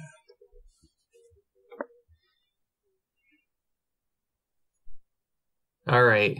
Amonis walks over to the lever and pulls it.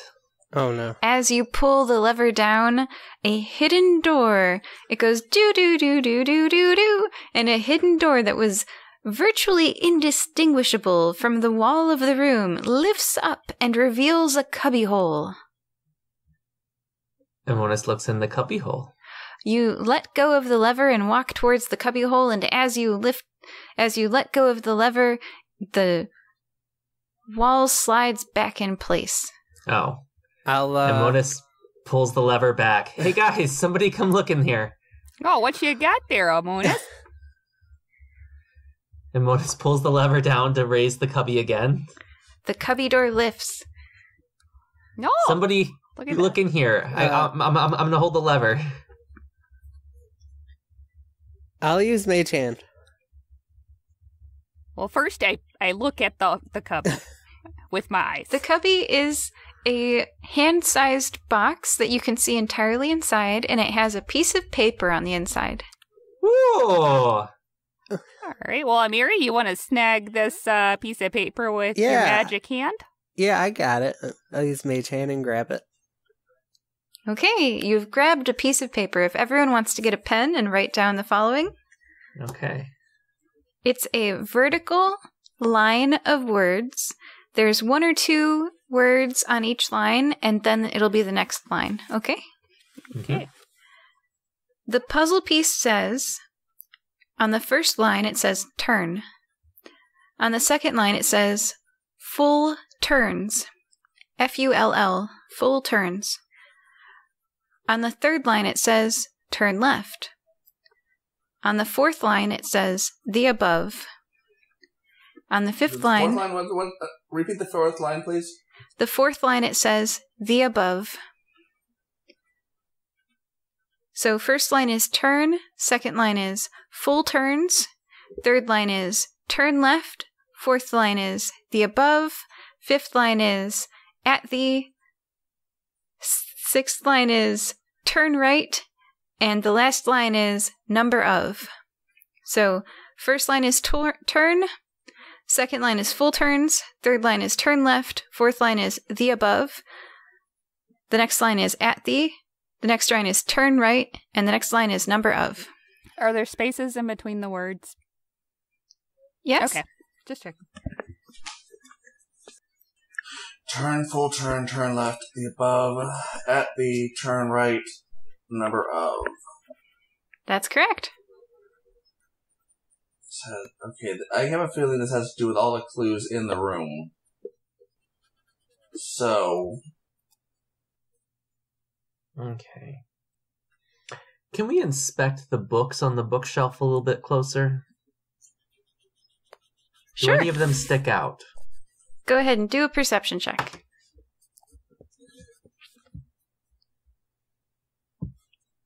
17. 17 is higher than 15. You're lifting books off of the bookshelf and shaking them out, and you see that one has writing on it that says, "Not it." I'm going to inspect that one a little bit further. A monist pulls that one off of the shelf, and as you shake it out, from in between the pages falls a slip of paper. I hope everybody's ready to write again, because this is another one of the clues. Out of the book falls the slip of paper that says on the first line, "Write to," or, and that's spelled R-I-G-H-T, or. On the second line it says, Right and to TWO? The number 2, yeah. Right. Okay. Write to, or. The next line says, "and stop." The next line says, "baker's dozen." The next line says, "one full." The next line says, "number." The next line says, "number of." The next line says, 2 years. And the next line... Okay, to what? Years. The next line says, "and stop." And the next line says, "of days in." Were these also vertical? Okay, we have... Yep. Okay. All right, we have 2 numbers now. Probably for the common... This sounds like a combination so far. 24 and a baker's dozen, which is 13. Okay. Turn right to 24. Full turn and stop. Turn left 13. Oh. Okay. I'm putting the 2 pieces of paper together. Yeah, I wonder if they were ripped. They are different lengths, though. Turn right 24. Full turn and stop. Turn left 13. Oh man, I wish I had another piece. Okay, I'm gonna. Because then some of them make sense, some of them don't. Right. Turn right 24. Full turn and stop. Turn left 13. But then it kind of goes south. The above one full. Oh, What? The first line of that is "to," or. The letters are O-R. Oh, okay. Oh. Turn. Okay, I understand now. Right 2 or full turn and stop. Okay, that doesn't make any sense. You're right. It would be turn right 2.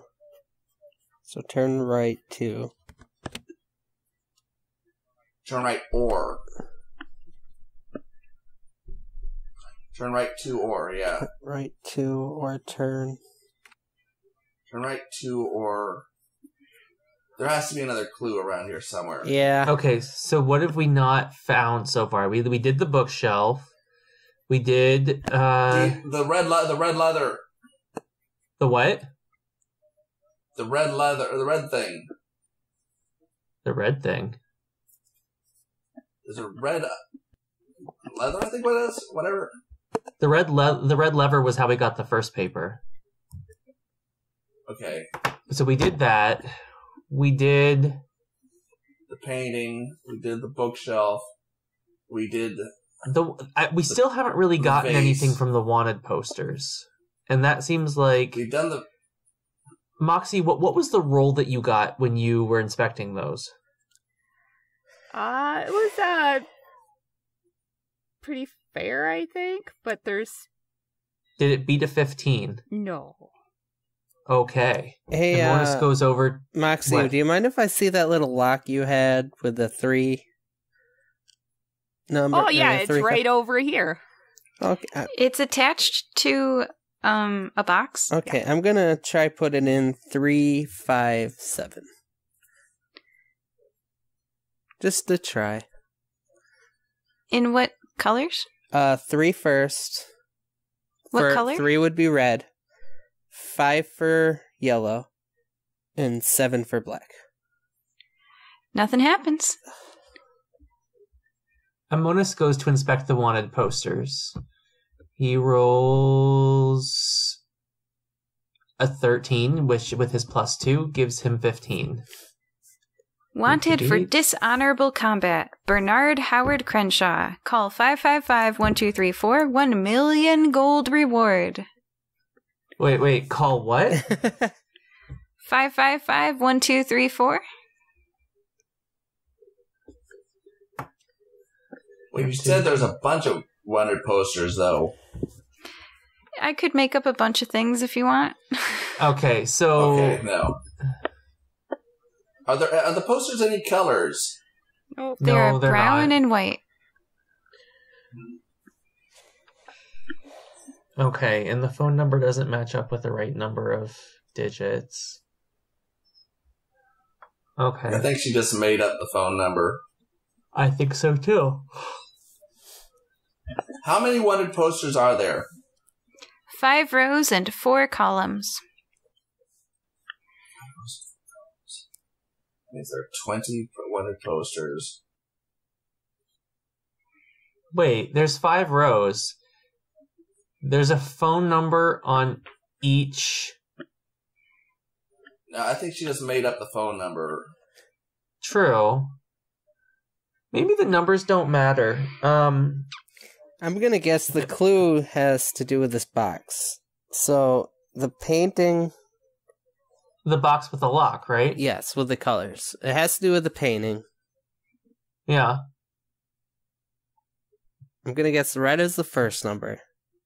Yellow being the second. Okay, Yeah. wait, Well, no, not yellow. Remember, it was strawberry, plum, banana, plum, banana. But plums are black. So it's red, black, yellow, Okay. black, yellow. Right.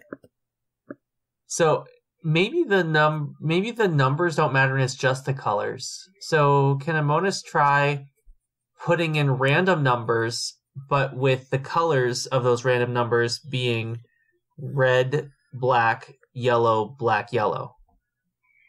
Okay, what color number combination are you entering into this 3-digit code thing? You can spin it to set it to... It's a 3-digit code. Yeah, you can spin it to set it to any number from 0 to 9 of any color So in any of the digits. You got 3 rows. Red, yellow, black. Oh, there's only 3. Okay, so maybe we have to look at the vertical rows or the vertical columns from the painting. Not Right, so I'm thinking because the colors here are red, yellow, black, we got 3 rows. So maybe Okay, yeah. So 1, 1, so 2. if you Try so that. 112 does not open the box. So I'm thinking we have you can't see that when I hold it up. So instead of the rows, the red, black, yellow, that was the first row. Let's look at the columns. So the first one was strawberry, and the first one from the painting in the second row was banana, and the first one from the last row was plum. So maybe we have to look at the columns as they go across the painting. So, okay. Oh, yeah, red and... So maybe there's going to be 5 different combinations, because there are 5 columns in the painting. But we still need to get numbers. So, Amonis puts in 555 with the colors... Which color? With the colors red, yellow, black. Nothing happens. Okay. Remember, avoid red on yellow. Avoid You red know on that's bad. yellow.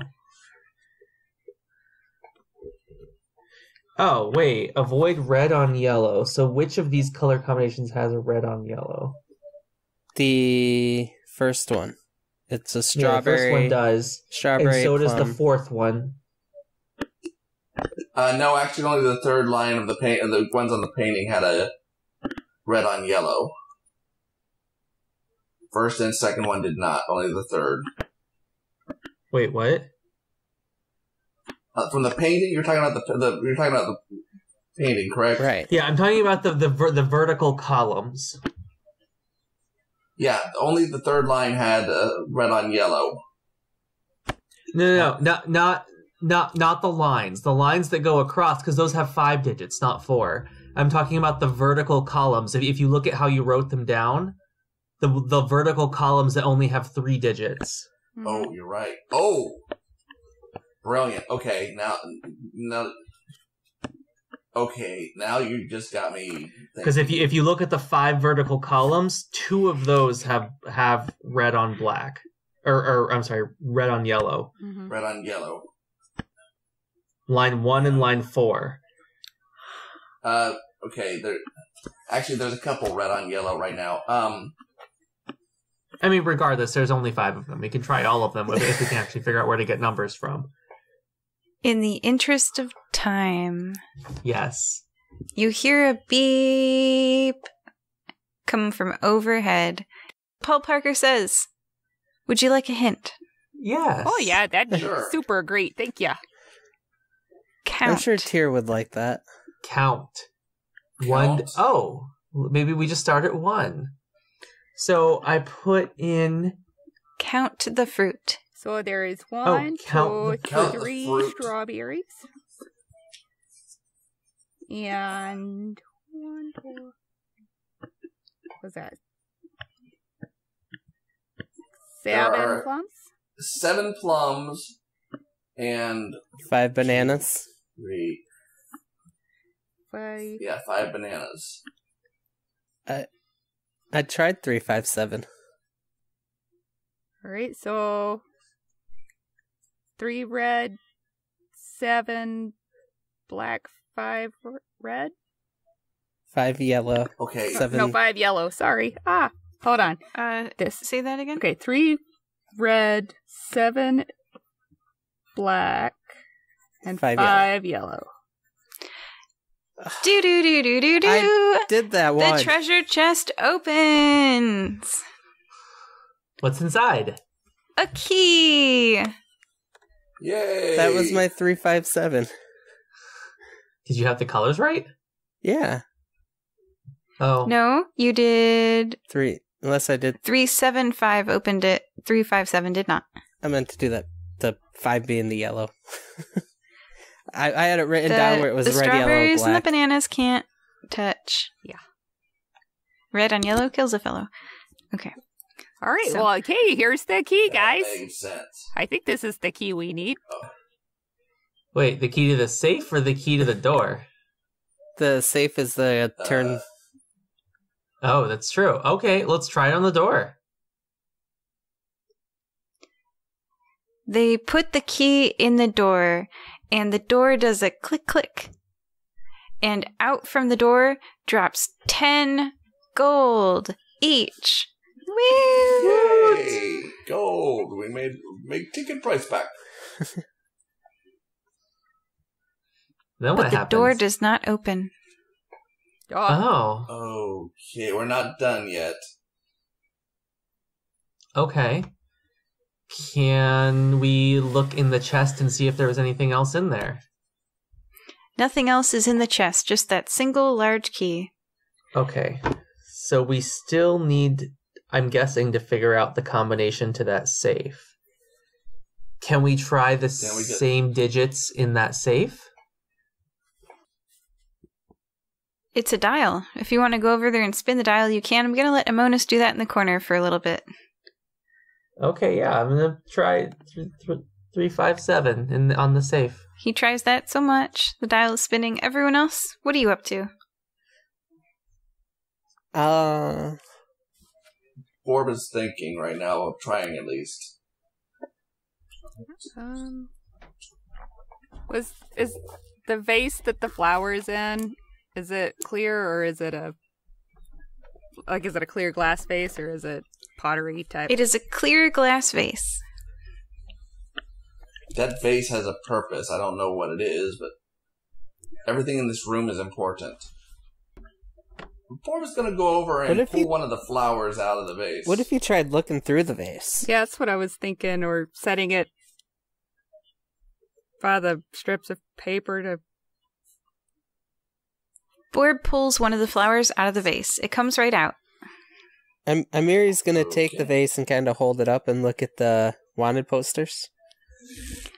and Mary's looking at the wanted posters through the vase. Is anything... Wanted for dishonorable combat, Bernard Howard Crenshaw. Call 555-1234, 1 million gold reward. Okay. And also, the 7th one is a golden retriever. Nothing new. I'm going to... seeing what he did, I'm going to look at the painting through the vase.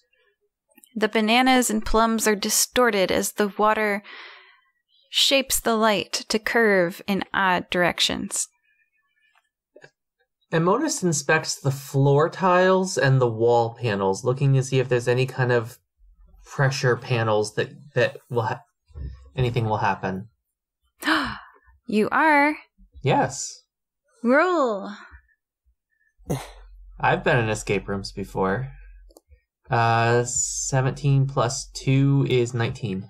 Oh my goodness. As you're pressing your finger down, you hear a click, click. And when you lift off, a panel lifts up, and you see a circular hole in the wall. I reach into the hole. It seems to be designed to fit a shape. It's a pretty tiny marble-sized hole. Vase. Oh. I take the vase and stick it. The vase is very large. The hole is very small. Will the flower stems fit into it? No. The flower stems are smaller than the hole. What about a small key? The key is key-shaped. The hole is spherical. Can I look on the underside of the metal table? That's a very good thing to check. You don't find anything. Okay. What about on the back of the bookcase?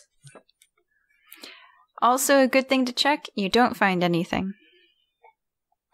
Have we found anything spherical or cylindrical? No, we haven't. A safe, bookshelf, I yellow look flowers. up. Is there anything? There's a ceiling. All right. Ruled that out.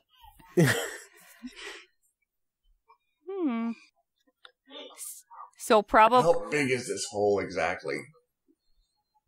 The hole? Mm-hmm. Yes. Marble-sized. Maybe there's a marble inside the Okay. safe. No, we've checked the inside of the safe. No, that was the treasure chest. There's also a safe.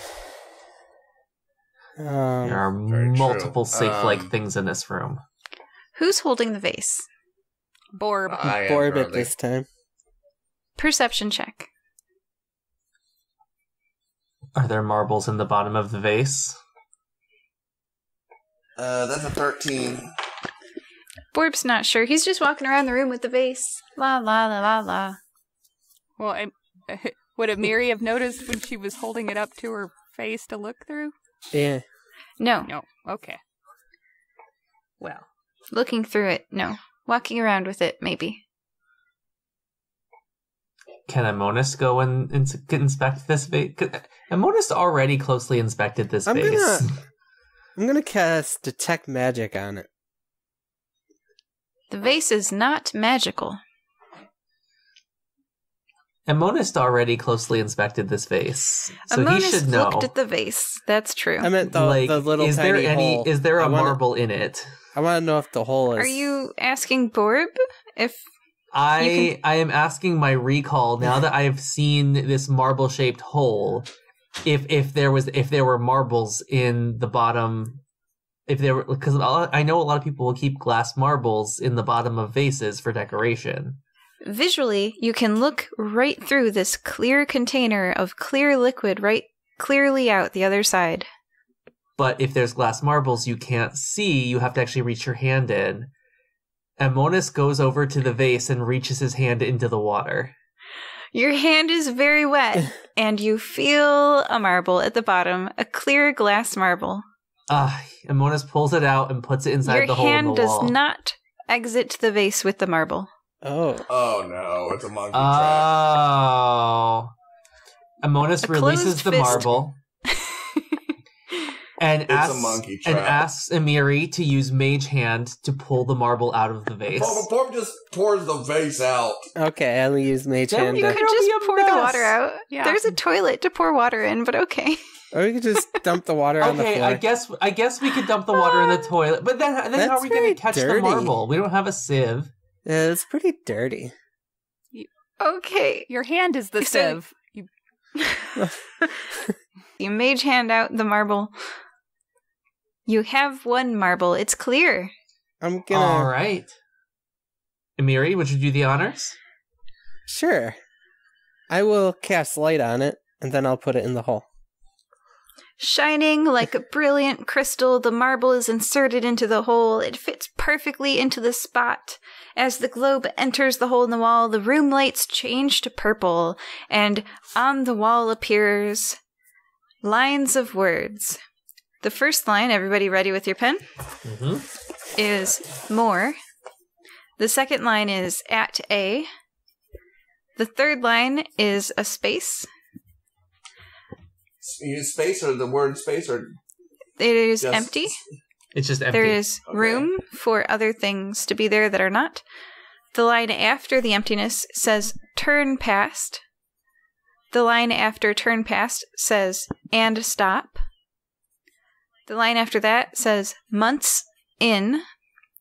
The line after that says emptiness. It's got room. The line after that says at thee. And the final line says a week. So just to read that back to you, that's more, at A, empty, turn past, and stop, month in, empty, at the, a week. turn right 2 or more, full turn, and stop at a at a 13. Oh, wait, and some of them don't match up because they're Above slightly out of order, but Yeah. you can adjust for it. One Turn right fill, 2 or more fill. full turns and stop at a left, and leaving a space there, and stop at a baker's dozen. And so stop at 13. Then turn left 1 full turn past the above So and stop Amiri's gonna go over and turn this as Number they're of kind at days. 24. Number of days in a year. Number No, in a week. no. Number of days in a week. Number of days in a... Okay, last line is number of days in a week, which is 7. 13, 24, 7. Amiri's gonna put it in. You have a dial No, in your hold on. hands. What do you do with the dial? Turn right 13, left 24, right 7. Nothing happens. No, you have to have all the full instructions. So you Right. We're writing turn. out the full instructions right now. All right, So so you have to around turn 3 right times full. Yeah. to 13, Okay, turn... and then what was it? Left, turn left. Okay, turn right 2 or more To 13. full turns. And stop at And 13. stop at a... Yep. And then turn left At least one. I know it's at least 1 past 13. right. And then I'll round to, was it 24? Uh Hold huh. on, we got a blank here. Turn left 13 blank. The above 1 fill turn past the above number and stop at the number of months in number of oh wow, this is confusing. Number of days in a week. Month and a year. 7. Month and a year. Yeah, but like, Months in. well, we know the numbers. We just need to get the number of terms correct, right? I think you should all agree on the numbers. Yes. Yeah. So out loud, maybe you should confirm what you think the numbers are. 13, 24, 7. No, where are you getting 24? The number of months in 2 years. Right. Number months in 2 years. Days in A week. week. Which is 7. Because you have to play with the spacing of the first set of words that we got because the number of lines is off. We have 2 spaces too. Well, yeah, but those are fine in the last set that we got, but the first set is missing some spaces. So you have to kind of imagine there's some spaces in there. I think So you have to know that. So you you have to really just know that you're gonna have to have the right number of turns, right? Yeah. Turn right. I know. 2 or more. Then you gotta go past the number on the way back left, and then Full 224. And then right to Stop. 13. Or 7. Maybe it would help to actually write it out. yeah, my notes are all terrible. At this Yeah, point. I'm mine are writing it too. out right now. I'm Turn literally writing it out right now. right to. Or more. Full turns. I'm not gonna write all that. Stop Turns. at And stop. 13.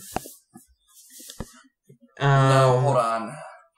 And then And stop space at a left. turn one left. turn past. Okay, we did the left. So where are Get we the baker's getting dozen. 13 from? Because baker's Baker's dozen dozen is... is 13. 13. Turn left, baker's dozen. Turn past. 13. Baker's dozen is Turn always 1 dozen plus turn. 1, so. And then one turn past the above number and stop. And stop at the number of months In a year. in 2 years. And In 2 one years, turn and stop at 24. Okay, so there's a lot less turns in here than you think. If you actually stop and write down, so you're not losing your place in all of this.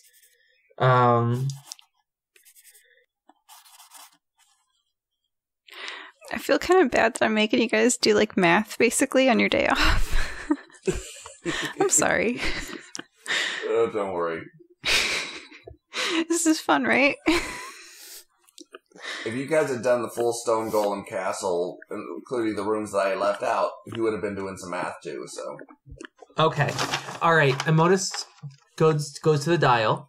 Yes. Turns it right 2 turns. Stops at 13. Turns Yes. it left a full turn, moving past 13 to stop at 24. And then Yes. turns it right to 7. Yes! Woohoo! You got it! The safe pops, and you can turn the handle and open the safe to open it up to a big key. Whoa! Yay! Amonis takes the key and marches it over to the door. Inserts it. Problem is the door Oh, I think here. is a little small. The big key is shaped like the letter T. Sure, why not? And he inserts it into the door, and it clicks, and the door opens. And everybody who's watching goes, yay! And there's a clock on the wall that says that you solved it faster than other people and slower than others, and you're able to get through the door. Yay! Yeah. We march boldly through the door. Yay! And Right, guys? Boldly? So, yes. yeah, very boldly. Yeah. Yeah. Yep. Yeah! I'm gonna need a new notepad. I'm gonna have to get one when we get back. That was You can visit the Firebreathing Kittens podcast store on redbubble.com where we sell Amonist-themed notepads. My character's not supposed to be smart this season. Oh, My character. Moxie looks at her notepad. I thought you looked familiar. My character is definitely not supposed to be smart this season. And he's been using his brain more than he's supposed to. I have a thing to read for you if you're interested. Yes? sure. Okay. paper. I'm ready. You escape the broom. Before you is a large, cavernous, great hall. Although the ceiling is tall, unlike the first, this room is dark. The edges disappear into the shadows. Standing torches are lined along the left and right walls. On the left wall, a magical projection shows the waiting crowd.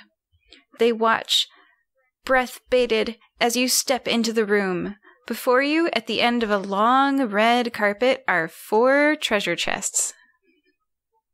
I'm gonna cast Detect Magic.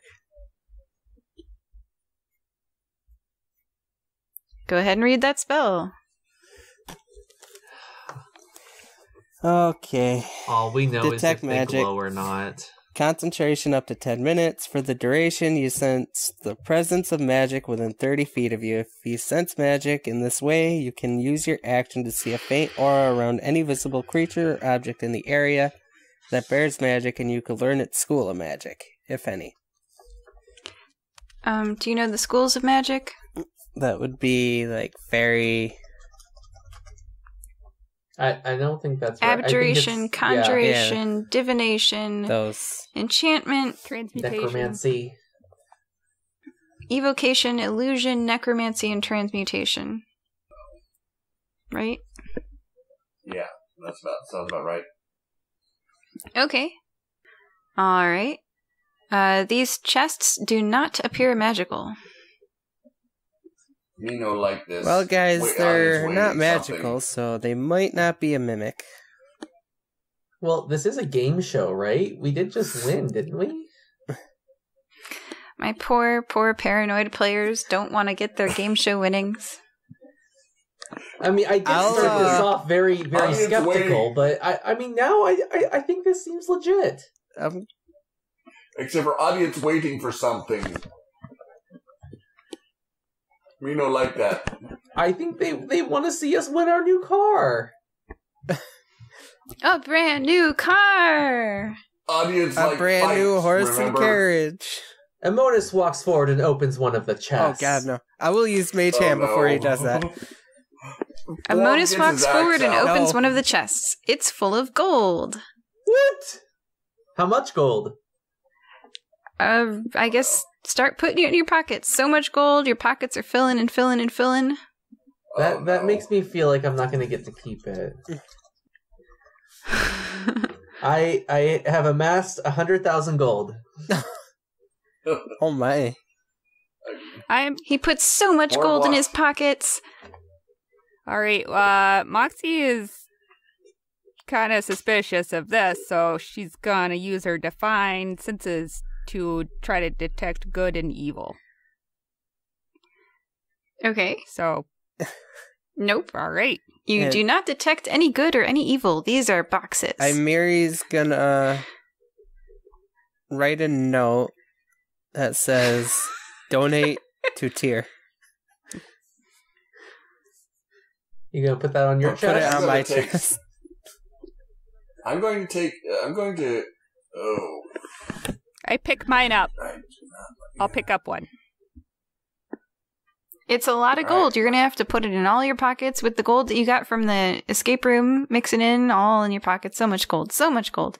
No, I'm just gonna How lift much the is whole your- thing. Okay, how much can you lift? Alright, well, let's see. Hang on. I'll look that up while you guys Actually- continue. I'm gonna put, It's 15 times your strength score. instead of tier, I'm gonna put coddle. The church, the religious area that Amiri goes to do her. I know. Thing. I know what the lifting capacity is for a character. It's 15 times your strength score. How much does all this gold weigh? So much. Hundreds and hundreds of pounds. Well, it's a good thing I'm not 1,000 carrying it. pounds of gold. Borb, what are you up to?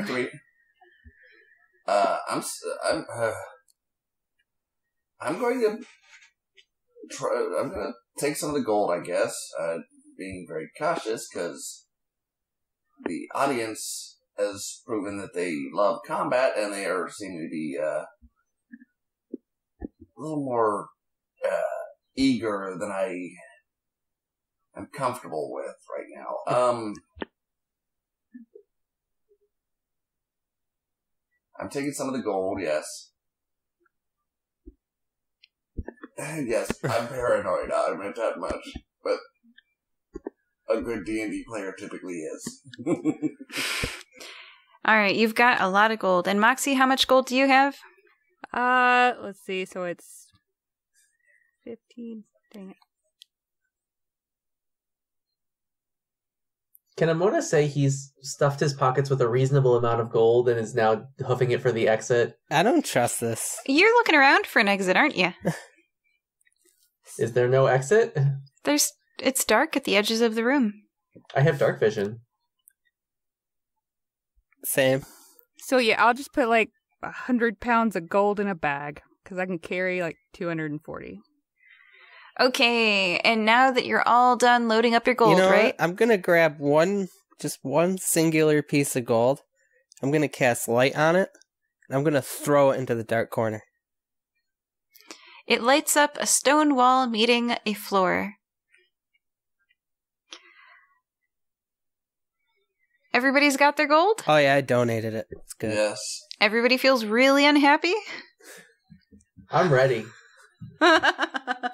Okay. Uh-oh. The screen changes to Paul Parker's face. It's this older, skinny, but fit, well-dressed in a suit man, and he's got that long stick with a glowing orb at the end of it held up to his mouth to talk through to project his voice, and he says, "Let's hear it for our heroes of Tyr!"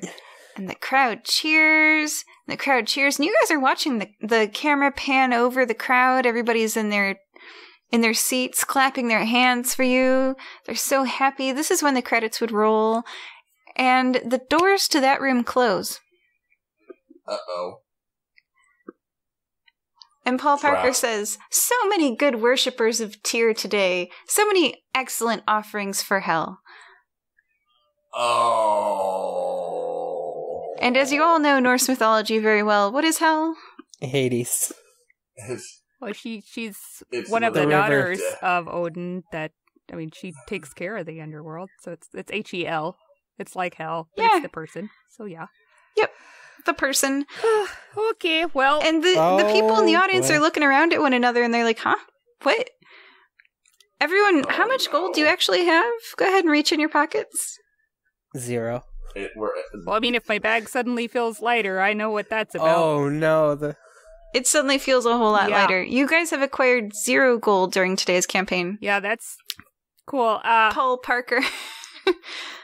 Do you know anyone who might have a grief with followers of Tyr? That is a question for the mythology trivia. So, Paul Parker says, "Well, thank you all for playing. I hope you had a wonderful time, and say hi to Hell for me. Bye-bye." Okay. And the screen turns off. You guys can see smoke start to fill the room as the screen turns off, and you hear screams distantly. It sounds like something bad is happening out in that room. That's not good. And the purple smoke, now this is a different colored smoke, not black like fire, but the purple smoke drifts into the room with you, and you all I recognize solidifying that smoke. in front of you is something that is a little bit larger than the thing that faced you before. This is a large, now that you're sensing good and evil, chaotic evil troll.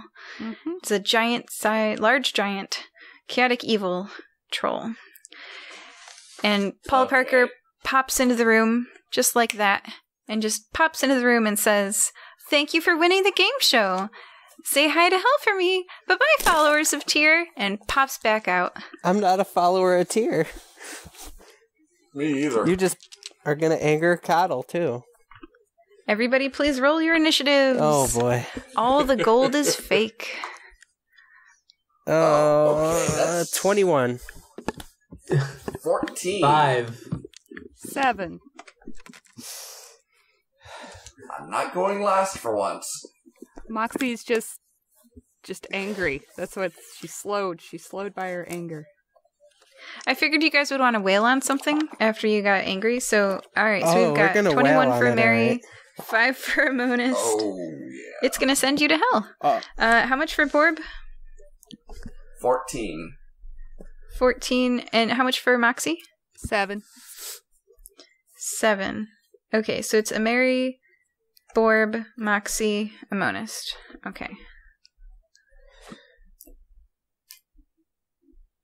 I think we're gonna have to send this thing packing. The troll drools. As the slime drips from its jaw, it laughs at how you guys look sad that you don't have any gold. I donated it. It stomps its large foot onto the floor and steps forward towards you, and it's going to wail on Ameri because it's going to go first. How rude. Here we go. First, it's gonna bite you, and then it's gonna claw you. Oh, that's a nat 20. Yes, it hits. That figures. Okay, it rolls a 15 piercing damage to bite you. Ow. Its slobbery mouth engulfs you, and it crunches on your bones. How are you looking? Really hurt? It's gonna then claw you twice. You might go down. Does a 13 hit you? Exactly. Okay, and does a 9 hit you? No. Okay, so just 2d6 plus 4 slashing damage. So that's 10 slashing damage as it claws you. It's gonna crunch, claw. Yeah, I'm down. Mary's down. Okay, it's eating a Mary. It's got her in its mouth, and it's slobbering all over her and, not, chewing up and down. Next up is Mary's turn, so next up is Borb. Borb, what do you do? The troll is sending your friend to see hell. I'm going with my second rage, and I am going to... my Borb roars at the top of his lungs. You leave front alone! And he's going in full blast against this creature. He drops his shield and pulls out his great axe. And he's gonna swing with a reckless attack at the troll.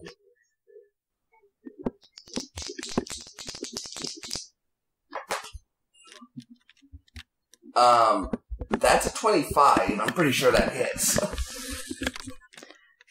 A 25 does hit. For 14 points of damage. 50 minus 14, it's 36 hit points 36. left. Next up is Moxie. All right, well, bonus action. I'm going to cast Thunderous Smite on my weapon. And then I'm going to attempt to hit this guy with my battle axe. That's it. 18 plus 5. So 23 to hit. That hits. All right.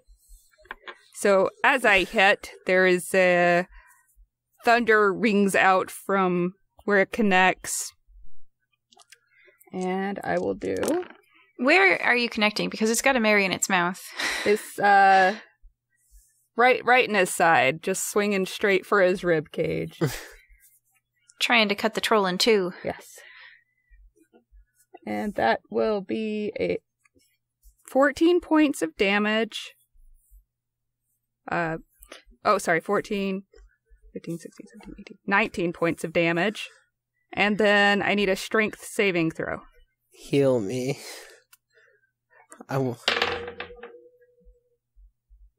Ooh, only rolled a 5, so that's a 9. All right, you are pushed 10 feet back and are prone. Toppling the giant like a person cutting down a tree with an axe, the troll falls over and Mary falls out of its mouth into a slobbery mess on the ground. Amonist, it's your turn. Is there anything I can do to help Amiri? There is. Both stopping the thing from eating her and stabilizing her are options to you. What? You're good at one of those. I'm not good at stabilizing her, correct? That's correct. Don't worry Okay. about her. I'll get her, Amonis. You get that guy. All right. Well, I Yes. already rolled my attacks on the troll. Then one of them failed miserably, but the other one was a 19 to hit, which I assume That does. hits. All right, and it dealt 6 damage. Let me get a crack at it. I want to get a crack at this thing. Okay, 17 minus 6 is 11. It has 11 hit points left. It's going down faster than I thought. Enemy's turn. And at the start of its turn, it regains hit points. Here's the thing about trolls, It's you a guys. troll. It goes from 11 to 21. Oh, jeez. And we don't have any fire damage. The troll stands up off of the ground and roars with its slobbery mouth, spit flying, I guess, grossly away from its face. That's not a good picture. And it reaches out with its face, and who would you say is probably the closest to it? Who can it reach? Because it got knocked back 10 feet, right? Mm-hmm. Yeah, it And it can only step has a forward 10-foot and reach. Well, can it step forward after it uses You its can move motion and to attack. stand up? Well, it used its motion to stand up, It right? uses 'Cause half was of its prone. movement to stand up. and it has 30 feet of So it's still Oh, I got see. 15 left that it can move. Never mind. So it steps forward towards a monist because you're pretty close. You just hit it. The most recent person to hit it. Arguing it's with gonna- the DM. Ooh. What? Oh, I haven't hit you yet, so I it's probably know. time. Bring it Combat 2. on. Okay, it's going to try to bite claw you. It tries to bite you with a 15 to hit. Does that hit? It does. Okay, it's going to bite you for 1d6 plus 4 piercing damage. That is 5 piercing damage. All It right. bites you. Your HP goes from... 28 to 23. Okay, now it's going to claw you. It's got its slobbery mouth on its neck, and it's like ripping your throat out and clawing open your back. It rolls a non-natural 20 to hit you with its claw, and then a 14 to hit you with its claw. Only one of them hits. All right, and then it's going to do 2d6 plus 4 slashing damage with its claw. 8 slashing damage with its claw. All right, down to 15. Sad face. Okay. This is a troll. It's gonna eat you. Next up is a Mary. A Mary, please roll a dice. A d20. Okay. If she gets a Mary 10 or forgot. above, I rolled a 13. a 13. 1 positive tally mark. 3 of those, and you're stable. Borb, it's your turn. Borb's turn. Okay. Borb is going to reckless attack again. I'm glad I got an advantage on that roll. That is a 21. That hits. Don't kill it. All right. We kind of can't. Even with a maximum roll, I don't think I could kill this thing right now. Yeah. Maximum I can only do 19, and that's too short of... I rolled 18. You rolled how many to hit or damage? What's going on?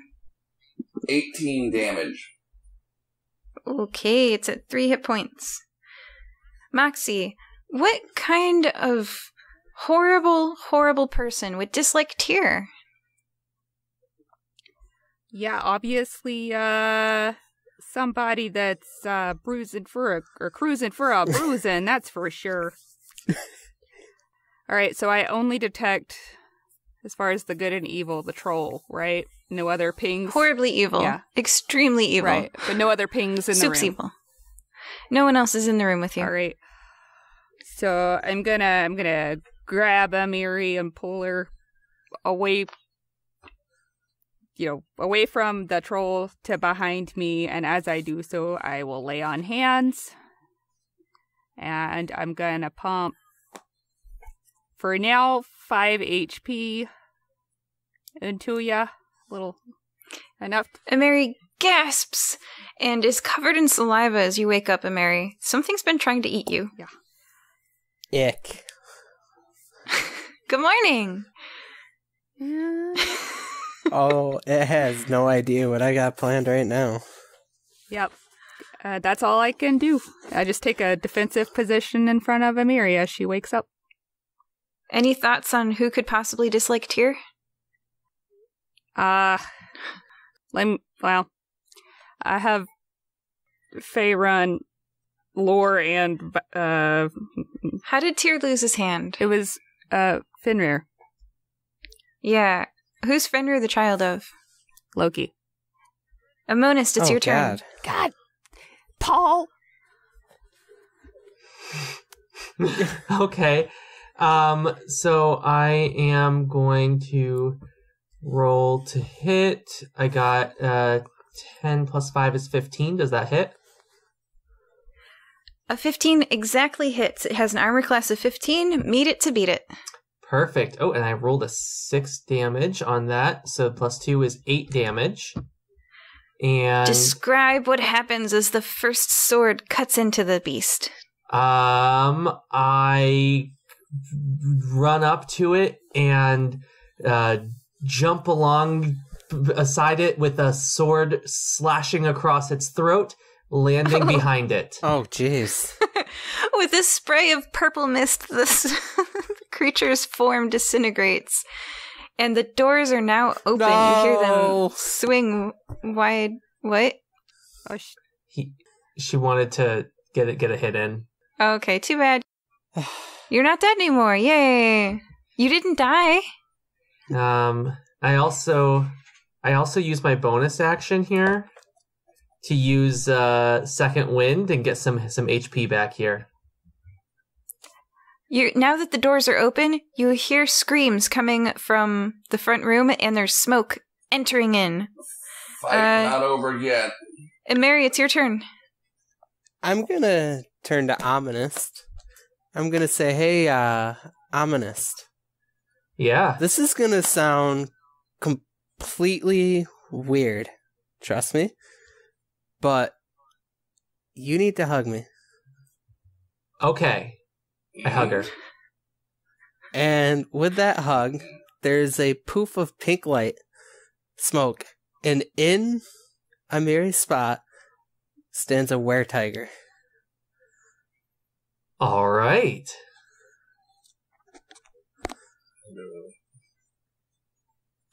And Okay. I'm gonna well, that's new. walk out the door. Okay, Borb, it's your turn. Your friend is a tiger, and they're heading towards the smoke. Kitty! Oh yeah, Borb has a thing for cats. Oh, God. Yes. Oh, no. Deal with you later. Borb happily chases after the kitty, and they both disappear out the room. Oh, no. You're now in the escape room. Moxie, it's your turn. All right. Yes, Barb has a thing for kitties. I'm gonna start to follow them, but as I do, I'm gonna shout, I've only got 5 HP. Loki, you are revealed. We know this was you. Tyr will have your butt for this, for sure. You're in major trouble, mister. Let all these fine people go. Was Mr. Parker actually Loki? Yeah. He has a physical resemblance. Like, physically, that was him in the flesh. Parker looks like Loki. Oh, yeah, I mean, based on the description, right? I mean, kind of older gentleman, thin, I fit, could see right? it. Kind of trickstery, like, has this little microphone. It looks kind of like Loki. That was him, like, here, physically. All right, so wow. So, Moxie, what did you do? Did you just scream a bit? And I'm following, and I'm looking around. I still only have You're 5 in the HP. escape room. Amonist, it's your turn. Your 3 friends ran out of this room and into the escape room. Smoke is pouring along the floor into the dark cavern room. I also run through the only obvious way out of this room. Okay, we're back to Ameri. Ameri, you're a tiger. You're in the escape room. Smoke is entering the escape room from the room where people are screaming. I'm gonna try to rip the door off. The door's open. You can enter. I'm gonna open the door. Right in. Although I still kind of want to rip it off out of anger. Mary takes her turn to just destroy something. Okay, Borb, it's your turn. Borb just plows on through past Mary. He runs past the tiger who's just ripping the door apart on the ground. Moxie, what are you doing? Bad kitty, no scratching the furniture. All right, I want to get to the screaming people, so whatever it is I need to do to get there, that's what I'm doing. She exits the escape room and enters into the game room. And a monist? I run through as well. Okay, now, whereas before it was a tall, well-lit room with yellow, blue, and red vertical stripes rising to the high ceiling and tiered steps leading down to the stage, hundreds of people stood in front of their chairs in the tiered steps. Each had a large yellow name tag on their shirt. Now, the room has devolved into panic. You can't see very far. Flames are licking up of those walls. And the people are panicking. Some people are totally motionless in their chairs. Others are clumping at the exit, unable to get into it. Some of them are screaming at that clump at the exit, being pushed against the door, pushed and pushed, trying to get out of the way, but not able to move because there's so many people around them. The room is on fire. What do you do? And Mary, you're up first. Looking around, do we see Loki? You do not. Do we see any curtains or anything we could pull down to smother the flames? The fabric on the walls is what's burning. The whole room is starting to catch alight. You're a tiger? Yes, I am. Shoot. There's nothing I could really do right now in tiger form. I'm gonna try to gather the people towards us. Away from the... How? Try to, ease the panic a little bit and... The tiger lunges up the stairs, running towards the exit. People react. Do a persuasion check. 20. Dirty. Okay. So how do you want people to react to a giant tiger running up the tiered steps towards the exit door? Now, seeing as their god is a god of war, I would hope they would react good to seeing a were-tiger, such a vicious creature. So I would try to, hope that they would see me as common and try to, see me as a way out in a beacon sent from their god, okay. I guess. Roll a d20. Oh boy. I rolled 11. 11 people who were sitting frozen in their chairs notice that there's a tiger, and that snaps them out of it, and they look up, and they are able to move again in this room that's on fire. Borb, you're up. Borb roars at the top of his lungs. I'm going to do an intimidation check and move towards the doors, trying to intimidate people out of the way so I can get to the doors. Okay, what's your intimidation roll? Oh, nice. I got a 19. You pass. The people basically are terrified of this roaring minotaur running up the stairs after a tiger, and you scatter. Go ahead and roll a dice. 14. You scatter 14 people away from the door. There's still some people pressed up against the door, and there's 2 laying on the ground that were being pressed a little bit too hard. But a lot of them, 14 of them, scatter away. Moxie, it's your turn. All right. Looking around at all this chaos, I'm gonna square my shoulders and bring forth my big shield with my symbol of Tyr on the front of it. And my battle axe still has my thunderous smite on it, so I'm gonna use it to basically just tap the floor a little bit, just so I can get that big thunder sound to get everyone's attention. And like the crack after lightning, a huge sound rips through the room. Yep. All right, everybody, we're gonna be orderly about this, and we're gonna get everybody out of here safe and sound, as Tira's my witness. So just back away from that door, and you help your fellow man up off the floor right now. And I got an 18 for persuasion. Yes, you persuade. Go ahead and roll a dice. 19. You persuade the last 19 people away from the door. There are 2 still figures laying in front of the door, unresponding. But other than those 2, everyone else has cleared away from the door. I'll grab them on the way out. Oh no. And I'll start walking that way too, as this is... Yeah. Amonist, it's your turn. All right. Is the big banner that was over the stage also on fire at this point? Yeah. Are there any cushions on the chairs? Yes. Amonis takes some of the cushions from the chairs and starts using those to pad out the flames that he can reach and smother them. Ah, all right. Yeah. What skill are you using to do this check? Let's see. I am using... I'm using athletics. This is kind of a you got to climb up the banner to get the flames out at the top, and you've got to hold on to the cushion in one hand and climb with the other. One-handed climbing up a rope challenge. Exactly. Plus, I have advantage on athletic checks. So, the first one's 11, so it's a good thing I have advantage. Oh, and 13 plus my advantage is 16. You pass. All right. It's like watching a monkey climb up a tree. No problem at all, and you smack that cushion against the flames, smothering them so that they can't eat the oxygen in the room anymore. And emit foul, black dust. I don't know. It's like a solid that's in fine particles. Anyway, so next up is a Mary. So the 2 things laying on the ground, is there life or are they gone? Would you like to check? Yes, I would. Oh, I hope you roll well. This is kind of... 15.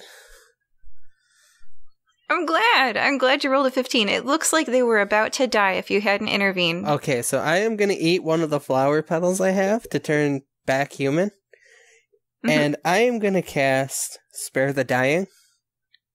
Oh, I'm so glad you did that. Yay, no crushing deaths today. That's great. Touch a living creature that has 0 hit points, and the creature becomes stable. Yay! So far, no deaths. Oh, that's excellent news. Borb, it's your turn. I finally can break something! Borb charges at the doors.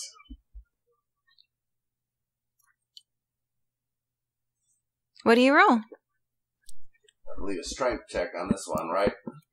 Sure. 16. That passes. As Borb charges at the doors, they splinter open, and bits of wood fly outward into the sunlight as from this dark, fiery room you guys can see clean air out there.